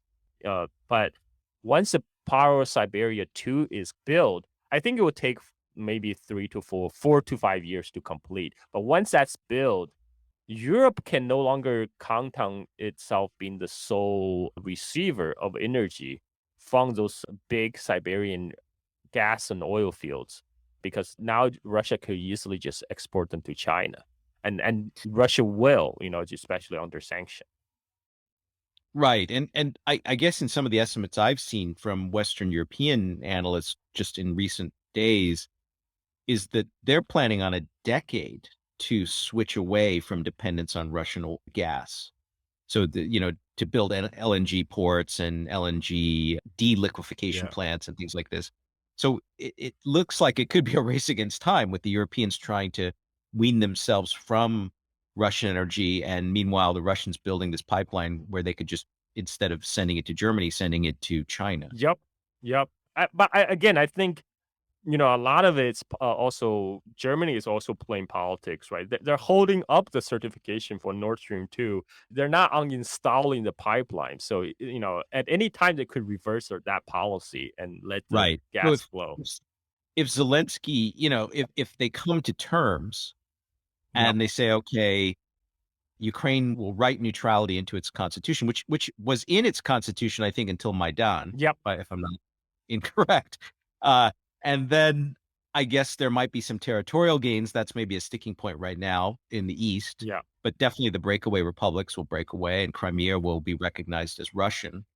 It seems like that would end the conflict. And then after a polite delay, the Germans could just turn Nord Stream 2 back on. Yep. I think that's probably the German calculus right now. But we don't know whether U.S. will allow that to happen because there's a lot of hawks right now who want to turn Ukraine into Russia's Afghanistan, right? And to bleed the Russians to the last Ukrainians. Right. And that's, the goal was never to actually absorb Ukraine into as a full member of NATO because Ukraine is much more useful as a buffer zone where they can, carry out proxy warfare against Russians without having the fear of being escalated into a nuclear exchange, right? So we'll have to see how that resolves. But in the meantime, China is throwing an economic lifeline to Russia. As you rightly point out, China do not want to see Russia falter, to Russia fail coming out of this, because before Ukraine war, China, let's remember, China was fully in the crosshair of U.S. So, if Russia falls, China will be much more isolated in terms of U.S. Strategic encirclement. That's why China will probably do its best to keep the Russian consumer supply with consumer goods, which it can. Could we talk about the mechanics of that? Okay, there are no U.S. sanctions preventing, say, Huawei or Xiaomi from selling products in Moscow, right? And go ahead. So for Xiaomi, U.S. could currently there's no sanctions, but U.S. could apply sanctions on Xiaomi because Xiaomi is still building on a lot of the U.S. made platform and U.S. made components because Xiaomi is on Android platform, right? It relies on Android. One of the reason U.S. sanctioned Huawei is because Huawei trying to build its own independent OS system and trying to do its own chip design, not using Qualcomm chips, and that's what led U.S. to come down with a ton of bricks on Huawei. But on the other hand, Huawei has no incentive now not to sell to Russia. It's already so Huawei could sell Harmony OS handsets to, that's their now Android alternative. They could sell Harmony OS handsets to Russia, but chips. But Huawei still have a problem with the chip because because it's under semiconductor sanction by United States, and China is still, I think, several years away from cracking the code on how to make 7-nanometer chips commercially. Commercial grade 7-nanometer chips domestically, because before Huawei relied on TSMC, the Taiwan Semiconductors. And So in terms of phones, things that need, say, 7-nanometer or below 20-ish nanometer, I don't know if this was your area of double E or not, but the below 20-ish nanometer, which I think they have to go to Samsung or TSMC for. Yeah. Those products could be stopped from flowing into Russia. Yeah. Right. Yeah. That's how U.S. pretty much killed Huawei's handset market. Like before, I'm in Indonesia. There's like Chinese phones everywhere. Before, it's very easy to get Huawei phone, but after U.S. sanctions, basically Huawei handset disappeared from all the shops because Huawei they only stock up a limited number of chips. Their stockpile is running low, and they have to give priority to their other business. One of their sub brands called Honor, they've spun out now, so maybe Honor Ah, came. But the thing is that once it becomes a big item in Russia, it's still possible for the U.S. just to sanction them and say, okay, fine, you guys are selling too much of this stuff in Russia, so now we're going to cut you off from TSMC chips, for example. yeah. So that's definitely a hole in what China could potentially provide Russia. In terms of just general consumer goods that you buy on Alibaba, on AliExpress, I noticed a lot of the reviews on AliExpress are from Russians, actually. Um, Yeah. it seems like there's not going to be any shortage of consumer goods Right. Right. that they can get from China. And not all Russian banks have been sanctioned. So I think even the transactions, or maybe the Russians can just download, Alipay or something. Just So after MasterCard and Visa sanctioned yes, Russia, Russian banks are in talks with China Union Bank. Union Pay. Yeah, they're syncing up with UnionPay. Also, now after the SWIFT sanctions, Russian companies are in talk with China to switch to the SIP system, which Yep. China built in 2015 as an alternative to SWIFT for possible scenario like this. For the scenario where U.S. is going to apply SWIFT sanction to kick companies off the SWIFT, and initially was probably designed with Chinese company in mind, but the SIP system allowed, for example, the Russia-China trade to be settled in yuan instead of dollars. So Right. So in terms of general consumer products, setting aside chips for the moment, it doesn't seem like there's any problem either for Russian companies or even Russian individuals to order consumer goods from no, China. no. So the amount of suffering, I think, is going to be quite limited in those categories, right? I mean, In fact, there's some TikTok videos that's going around in China social media right now. It's the bunch of Russian TikTokers. They're going to the mall right now in Russia, and all the Western brands are closed. All the Western brand stores are closed, but the Chinese stores are still open, like Xiaomi, right? Xiaomi is or still yeah, leaning sneakers and yeah, tracksuits. yeah, yeah, yeah. Okay, what are the other vulnerabilities? So aircraft spare parts. Have you thought at all about that? Yes, so that is a problem because China itself rely on a lot of the components sourced from Boeing, Airbus, etc. So if U.S. and EU decide to apply sanction against these Chinese companies, they might be forced not to supply to Russia as well. So that is a issue. Yeah. So is it possible that commercial aviation travel within Russia, say 3 months from now, could be almost, shrunk to zero because of lack of spare parts? I'm not an expert on that, but it will definitely be impacted, I imagine. Right. Because they don't have an easy alternative, right? They Yeah. can't, even if, there's this whole issue of they have leased planes and they're saying we're just going to keep the planes, Yeah. since by the way, the idea that our central banks could just take the foreign reserves of Yeah. the Russians, hundreds of billions of dollars. Well, If that's not an act of war, I don't know what an act of war is, I mean, they actually. did that to But Afghanistan just before that, they yeah, Biden well, took we've done it many times to other countries, but to yeah. do it to Russia is kind of a big deal. But they're going to get away with it, I guess. But Yeah. okay, but although they may just keep all the leased planes, they are Mm, not going to be able to fly them without spare parts. yeah. Yeah, that could be. I mean, it depends how much US want to crank up the fire on China for doing business on Russia. That I mean, because it's really paradoxical because now you also have Blinken asking China for help. right, to resolve Yes. the Russia-Ukraine issue. But at the same time, U.S. is still have all these sanctions on different Chinese companies, right? They just recently, today there was a news where the TikTok Oracle deal was supposed to come into a close because the U.S. government is forcing TikTok to into a partnership with Oracle, where they will have all these security experts, vetted by the U.S. government to be embedded with TikTok to make sure the TikTok data stays in U.S. and U.S. government can get a hold of I that. saw that. I saw that. Yeah. It is actually rational for the US to do this because the information war partially is on TikTok.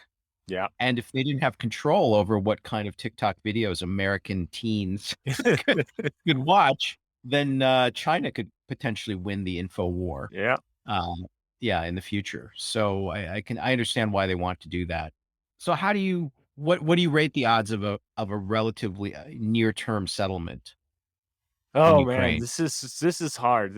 Predicting future is always foolhardy because before the war, I honestly thought Putin was just saber rattling, and I thought at most he would do is maybe send troops into the Donbass region, into the breakaway Yeah. I republics. I also thought he wasn't going to go in big. Yeah, I mean, I had an argument. I had a debate with a military watcher guy in my Facebook group. He was saying there's a high chance of Russia full scale Russia invasion. I didn't believe him, but now it turns out he was right. I was wrong because his argument was, Russia put all its military asset around Ukrainian borders. This would be just too expensive for a military exercise or just even just a high pressure negotiation tactic.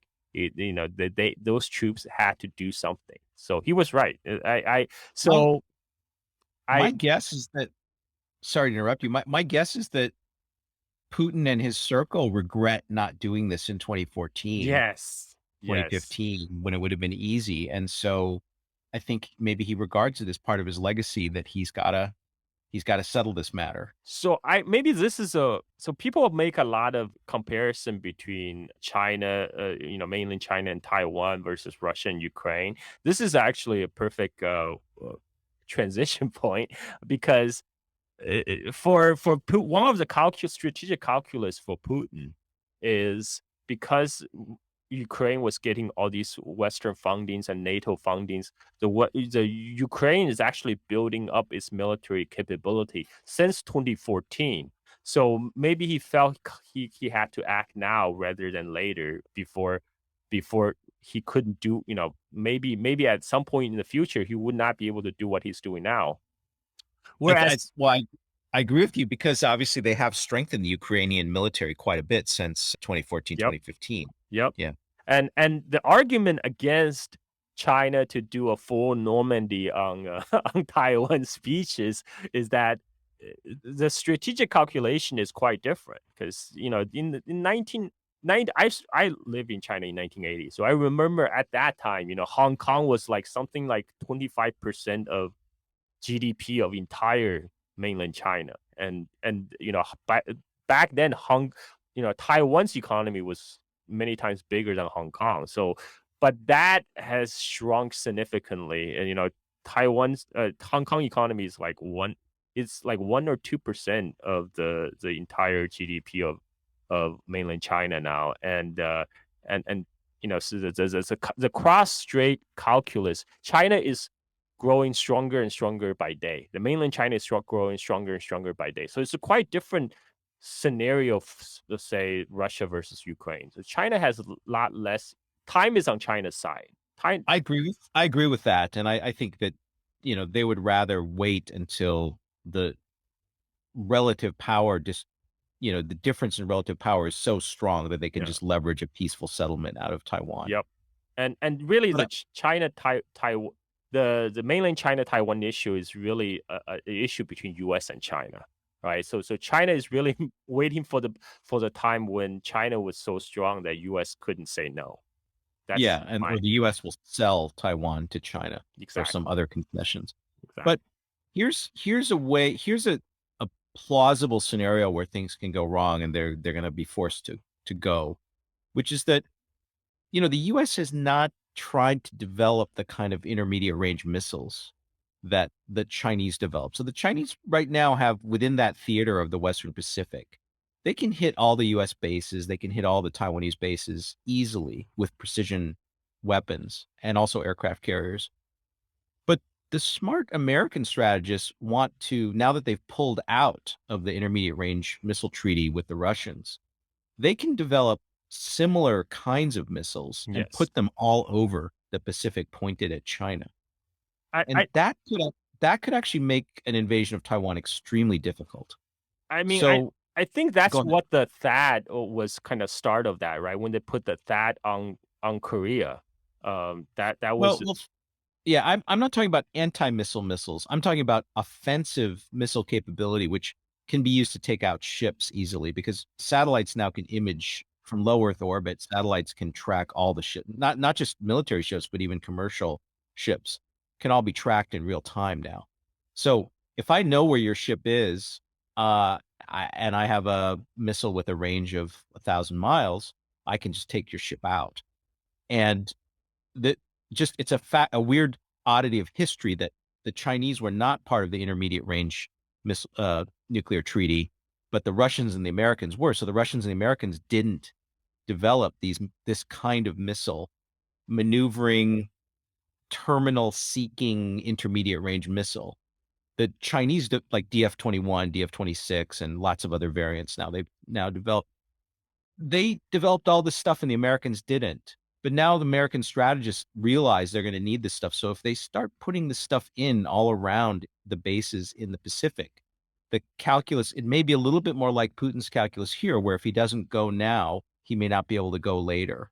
And so that's the most worrisome thing for me. Yeah, I agree. I mean, there is this thinking among the Pentagon that U.S. have a short time window from maybe 10 to 15 years, while China still hasn't fully developed its military capabilities to, while U.S. still have military superiority for U.S. to do something, right? Because Yeah. the thing is, after 20 years, Chinese economy will be so large that, it would U.S.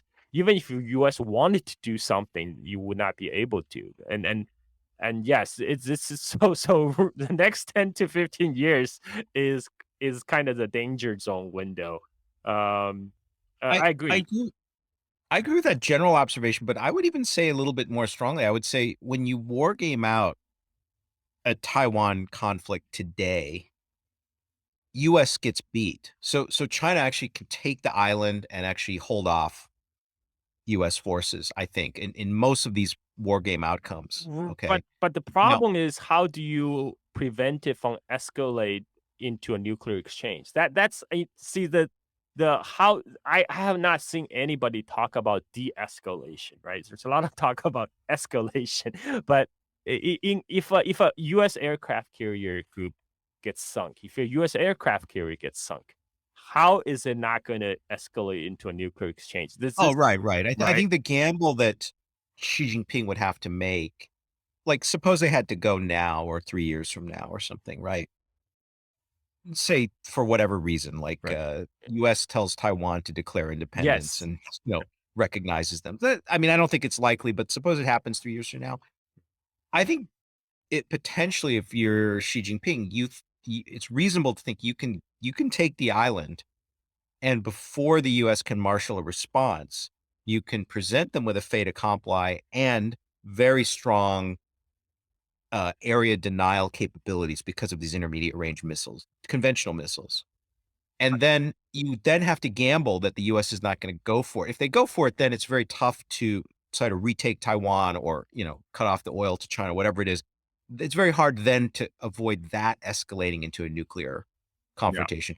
If you can quickly go and get Taiwan before the US can respond in large force, then it's up to them to decide, do they want to incite World War III or not? And I think that's the only way that China can think about it. But that window could close if the pivot to Asia is a pivot to the Pacific that Obama wanted to start actually is executed properly, which means new weapon systems, hypersonic missiles, intermediate range missiles, stationed by the U.S. on its existing bases all around the Western Pacific, that actually prevents the scenario that I was just describing where they can quickly grab the island.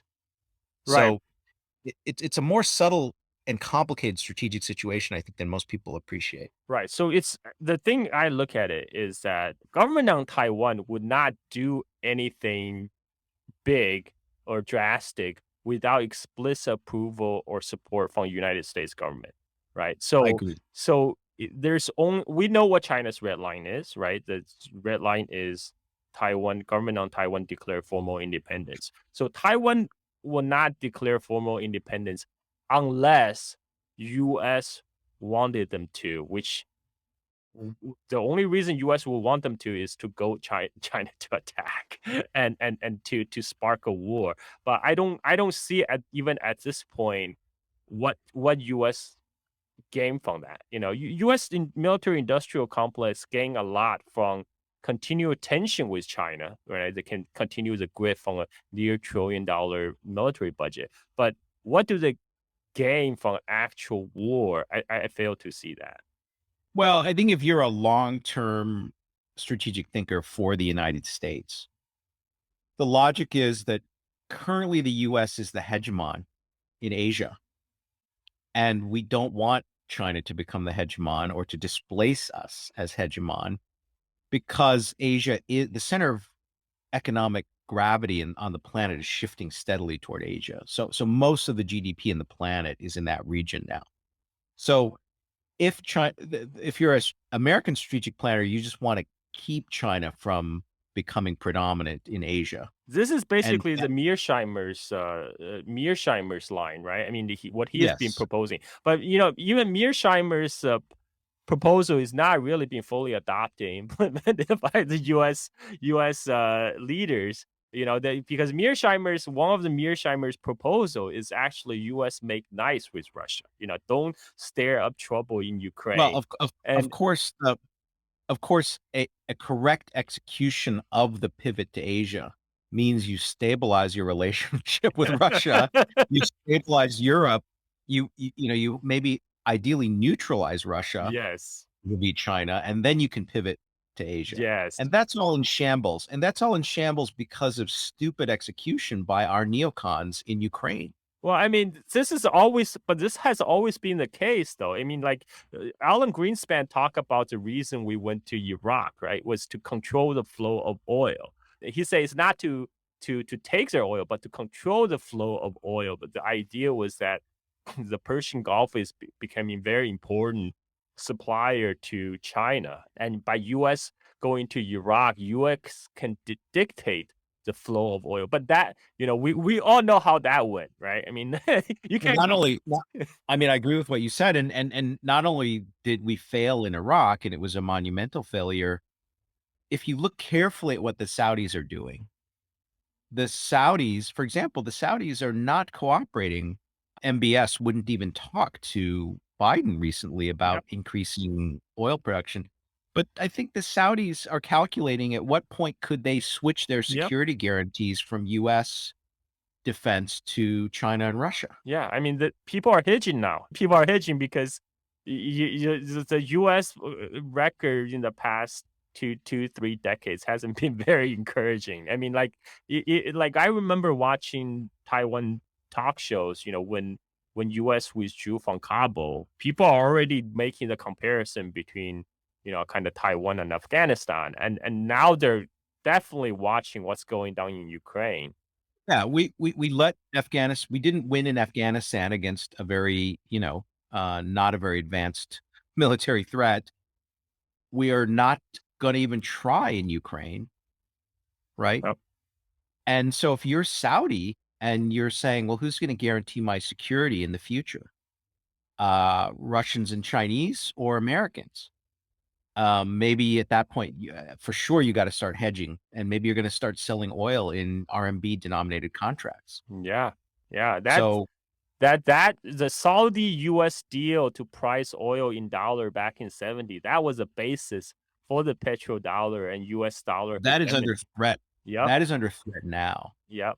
And that's by U.S. policy. I mean, a lot of the U.S. decline in the last 20 decades is self-inflicted. I mean, it's not, I think it's entirely self-inflicted almost. I mean, you have to give some credit for China for successfully modernizing and stuff like that, but they also had a lot of help from U.S. corporations. Yeah. So I want to just, even more broadly, U.S. China competition in the future. I mean, that's the overall theme, and these other things are just actually small theaters yes. of the bigger conflict.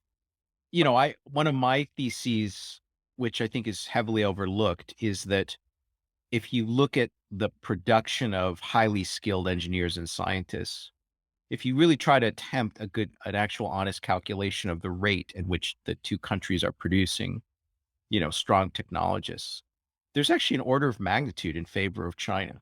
Yes. And in fact, you could even argue that starting about now or maybe 10 years in the future, China will be producing, highly skilled technologists at a rate which equals the entire world ex-China combined.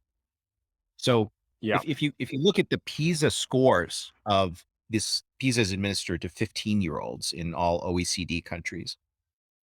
And you say, okay, and there's a German academic who's done this whole analysis and published it. So if you look at the kids who score at PISA level 6, which is in Western countries, the top roughly 1 to 3% of the population, basically mastering a certain level of mathematics by the time they're 15. And you just add up, you just take every country in the world, ex-China, and then you take China and you add it up and you say, well, how many PISA level 6 kids are there in the world? China is roughly comparable to the rest of the world combined. I used to tell people that if I stayed in China, I don't have a very, I mean, I don't have a very good chance of getting into top Chinese elite university like Tsinghua or Peking University. But look at me, I came to US and I got into Caltech. So, I mean, in China, there's a lot of smart people. I remember in junior high, I was only as hard as I try, I was only like just barely above average. I was maybe like, yeah, like in a class. I'm thinking my junior high class of, because we did class rankings back then. In a class size of like 63, I was like 29, like the top 29. But it is true that I think you were a little more, from what you told me, you were a little more carefree when you were in China. And then when you came to Chicago, you were a little under a lot of pressure more to actually do well. So. Yeah, that was definitely more driven in United States. But yeah. part of that drive is also because when I came to US, I realized a lot of my peers don't really give a shit about study.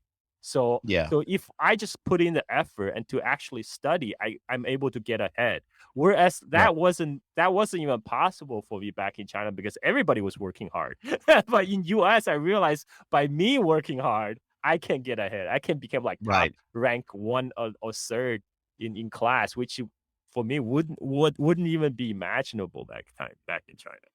So just to elaborate on this thesis a little bit, so it's easy for people to counter and say, well, these test scores, they don't mean anything. And we know these Chinese people are studying all the time. So of course the test overinflates their capabilities, right? The test is a overestimator of their capabilities versus people in other countries.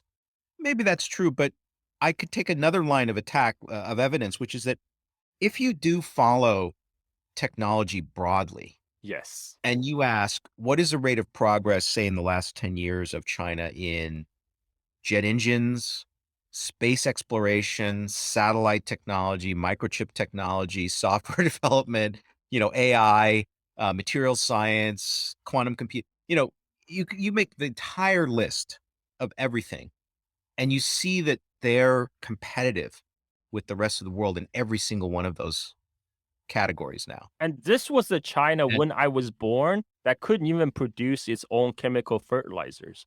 Back in 1970s, China was a raw commodity exporter. It exported crude oil to Japan and imported refined products like gasoline and fertilizers. I mean, yeah.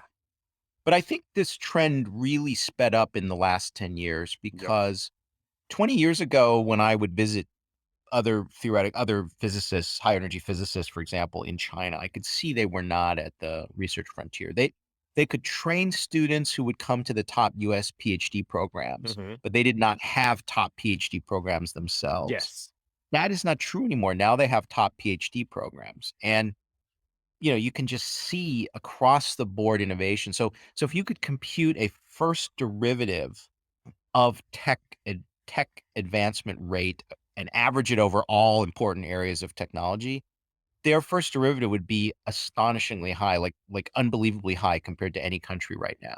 So, That's but very few people are capable of doing that analysis because they're not following China Yep. across all of these areas simultaneously. I mean, that's why U.S. sanction on China was specifically targeted at semiconductors, because semiconductor is still one of the few areas where U.S. still have chokehold on China. Yep. Yep. That's one of the few. And it'll be a very interesting question. I did a podcast with a guy in Taiwan who follows the semiconductor industry to discuss with him, the rate of catch up in, cutting edge fabs and fabrication technologies. So yeah, it's interesting because that's probably where the gap is the biggest. They're fully dependent on, ASML and, applied materials and other US, you know, somewhat US controlled technologies Yep. in cutting edge semiconductors. But it's not true in many other areas. So for Yep. example, there's a rover on the moon right now, which is a Chinese rover. Yep. There's a rover on Mars, which is a Chinese Yep. rover. There's a Chinese space station. Yep. It's not the International Space Station, it's their own space station. And when you look at the teams of the engineers and scientists who built all the stuff I just mentioned, they're young. They're so young. Yes. And Yes. so I just think people are sleeping on this particular point. They're thinking it's just like before, where they kind of still need a little help from US companies. They need to steal some technology. They need grad students in the US to bring it back to them. I don't think that's true anymore, That actually. I think it's they don't realize the time have changed. I mean, at the time of my father's generation, right? Like when my dad went to college in the 1960s, he was one of the few people in China who got into university. And when he was when he graduated in 1968 after Cultural Revolution, people like him got sent to the countryside, right, to raise pigs. My dad got to sent to Tibetan regions. Like, but when he was sent there, the local party secretary asked him, "Oh, so what do you do?" He said, "I'm a electrical engineer." They say, "Oh, engineer, great. We need somebody to build the roads," because they don't even know what to do with him. But that is not the China today. I mean, like, especially after Cultural Revolution, this is one of the reasons you mentioned a lot of the people, working on the Chinese space program are so young, because these are the fresh new generation that was being educated post Cultural Revolution. Like that's when China's education system have got back on track. China's economy start growing again. Now it's the total, like, China is finally getting back on track, and that's what we're seeing right now. One of the areas where I kind of notice again a similar effect is if I compare effectively the kind of recommendation engine in TikTok versus YouTube, Yeah. it seems like the TikTok one is like a super Yes. genius compared to the YouTube one. Like it basically addicts you almost right away. Like you just start playing with the TikTok app for a little while, and then suddenly you're addicted because it just keeps showing you stuff that you're interested. Now China Whereas, China has a yeah, go ahead. huge advantage in AI, because AI, they need a lot of sample size, a lot of training. Large Chinese population give them that advantage, give them tons of data, and that's Yeah, but go ahead. okay, but okay, I agree with that in general, and in particular applications for sure. There are places where the Chinese data advantage is huge. But if you think about TikTok versus YouTube, YouTube's user base worldwide is That's pretty true. huge. So I That's do not think, and TikTok is at least when it started was a fairly small. ByteDance was not that predominant. So I think they actually have better algorithms for Yes. addicting you to their content than YouTube does. Yes. That's my judgment. Well, And that's why U.S. government try to force them to give up their source code. yeah. Oh, the other thing I was going to say, going back to narrative information warfare and narrative control, I notice is that this information war, say in the context of Ukraine or vis-a-vis China, it's a war on Americans because they're trying to control what Americans know or understand about the war in Ukraine or about the situation in China, things like this.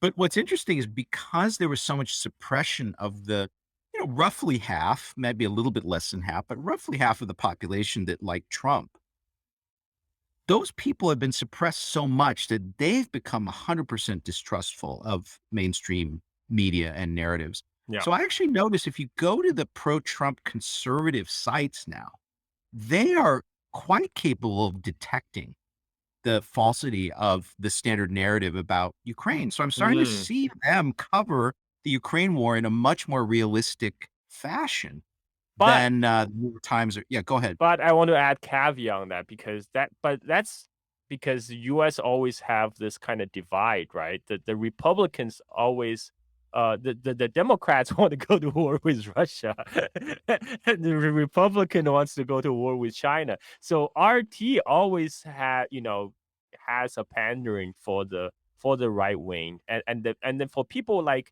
Fox News, like people like Chris Tucker, they see Russia as a fellow white Christian country, and where they share much more similar cultural values than say China, this alien civilization. I mean, I, in one of the Tucker video, he made a very good point about this disinformation warfare against Russia by saying, Russia didn't do this to us, Russia didn't do this to us, but he paraphrasing away to saying our real enemy is China. He's saying, yeah, yeah, yeah. In fact, I think that he had a long segment on the biowarfare, the bio research labs in Ukraine, yes, and he completely undermined the Pentagon's narrative and the White House spokes. But then he said our real enemy is China, right? yep, So, or we hate everything about the Chinese government, or even China. I think he said. yep, So I agree with you that. So yes, in this conservative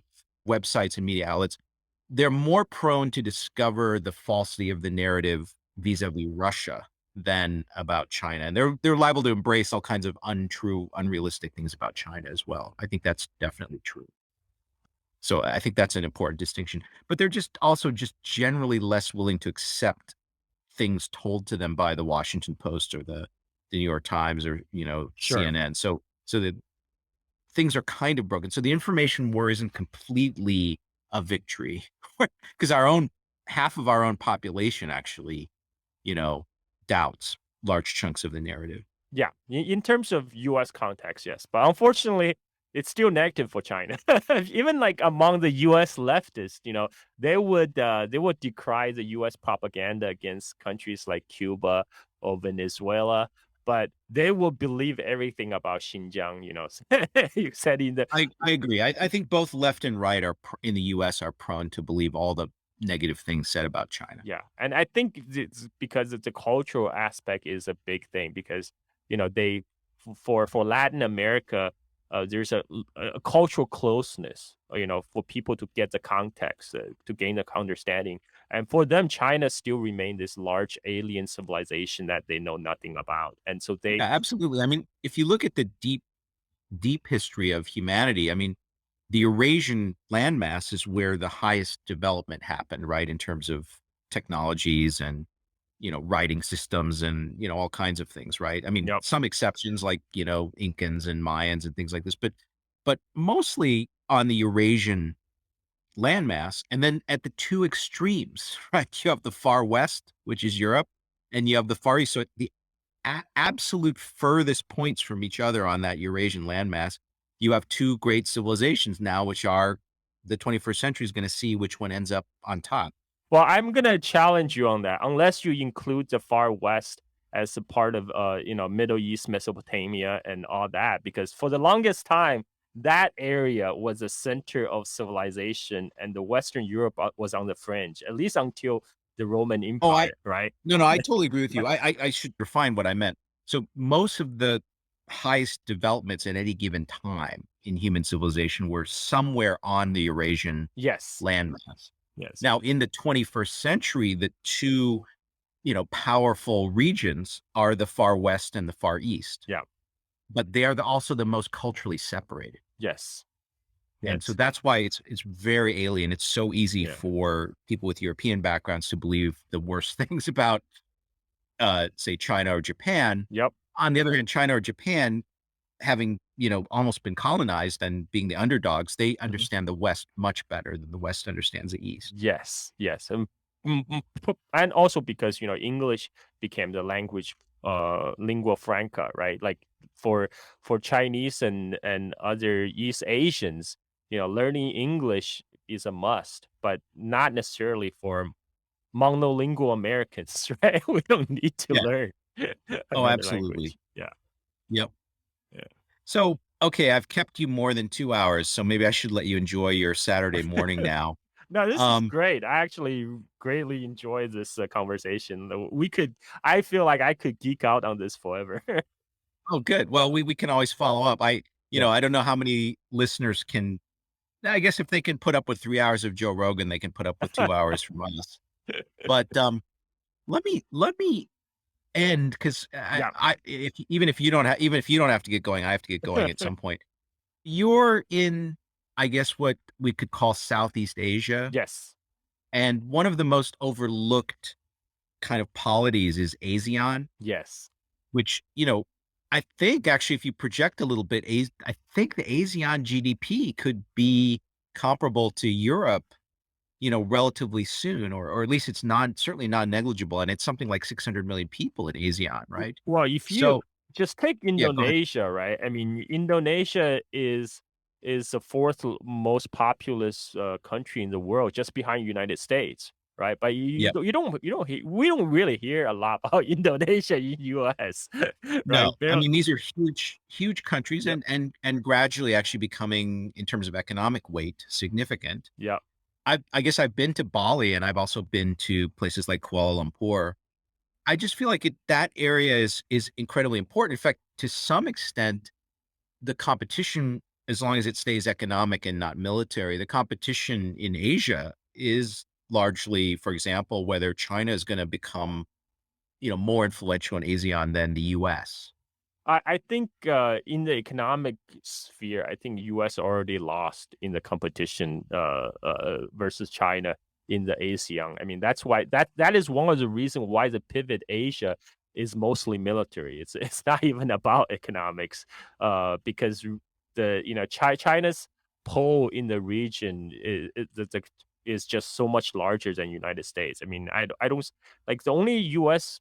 companies are in Indonesia is like all the extraction companies, right? Where like the Freeport Moran, they operate mines in Guinea, in Papua, in the Western Papua, and Right. yeah. But China is in like every facet of the economic life in Asia, at least from what I observe on Bali, right? Like the Chinese Chinese made the smartphone affordable to a lot of people on the global south. My babysitter has a smartphone. They're all Chinese made phones. And yeah, and we're all right now. I'm talking to you on Huawei build 4G infrastructure. So Yeah. I think this is for insular Americans, it's hard for them, or even Europeans, it's hard for them to imagine this, but throughout most of Asia, if you just walk around, like, I bet if you look up on your wall, like maybe the air conditioner is mm, a Chinese brand, the refrigerator could be a Chinese, it could hire, you know, maybe even, almost everything around you might be some kind of manufactured product that actually came to Indonesia from China, yeah. right? So, you know, I think it's just hard to understand how, the leading trading partner for most of these countries is going to be China. Yeah. And so I think it's just, I don't see how the US is going to reverse that trend. That trend is just going to continue building. Yeah, I mean, see, a lot of the U.S. could talks about, China's taking over economically, but one of the thing is, a lot of U.S. multinationals, some U.S. companies, they're just not that interested in to invest in a lot of the global South places. For example, African countries or Southeast Asian countries, unless it's oil and gas or mines. Yeah. Yeah, I just don't see a lot of Americans wanting to, get involved in winning business in those countries. It's almost like we're just ceding it to other competitors. Yep. So, do you see yourself living out the rest of your days in Bali, surfing every morning? That's the plan. That's the plan. I always had a long-term plan that eventually I'm gonna retire to some Pacific islands and surf. But I just move up my retirement schedule a little bit. So yeah, this is my life. I'm living my dream right now, and I'm grateful to my Patreon followers for support me. That's fantastic. Well, I'm very happy for you, and I'm glad I could finally get you on the podcast. Yeah, yeah. Took a long time.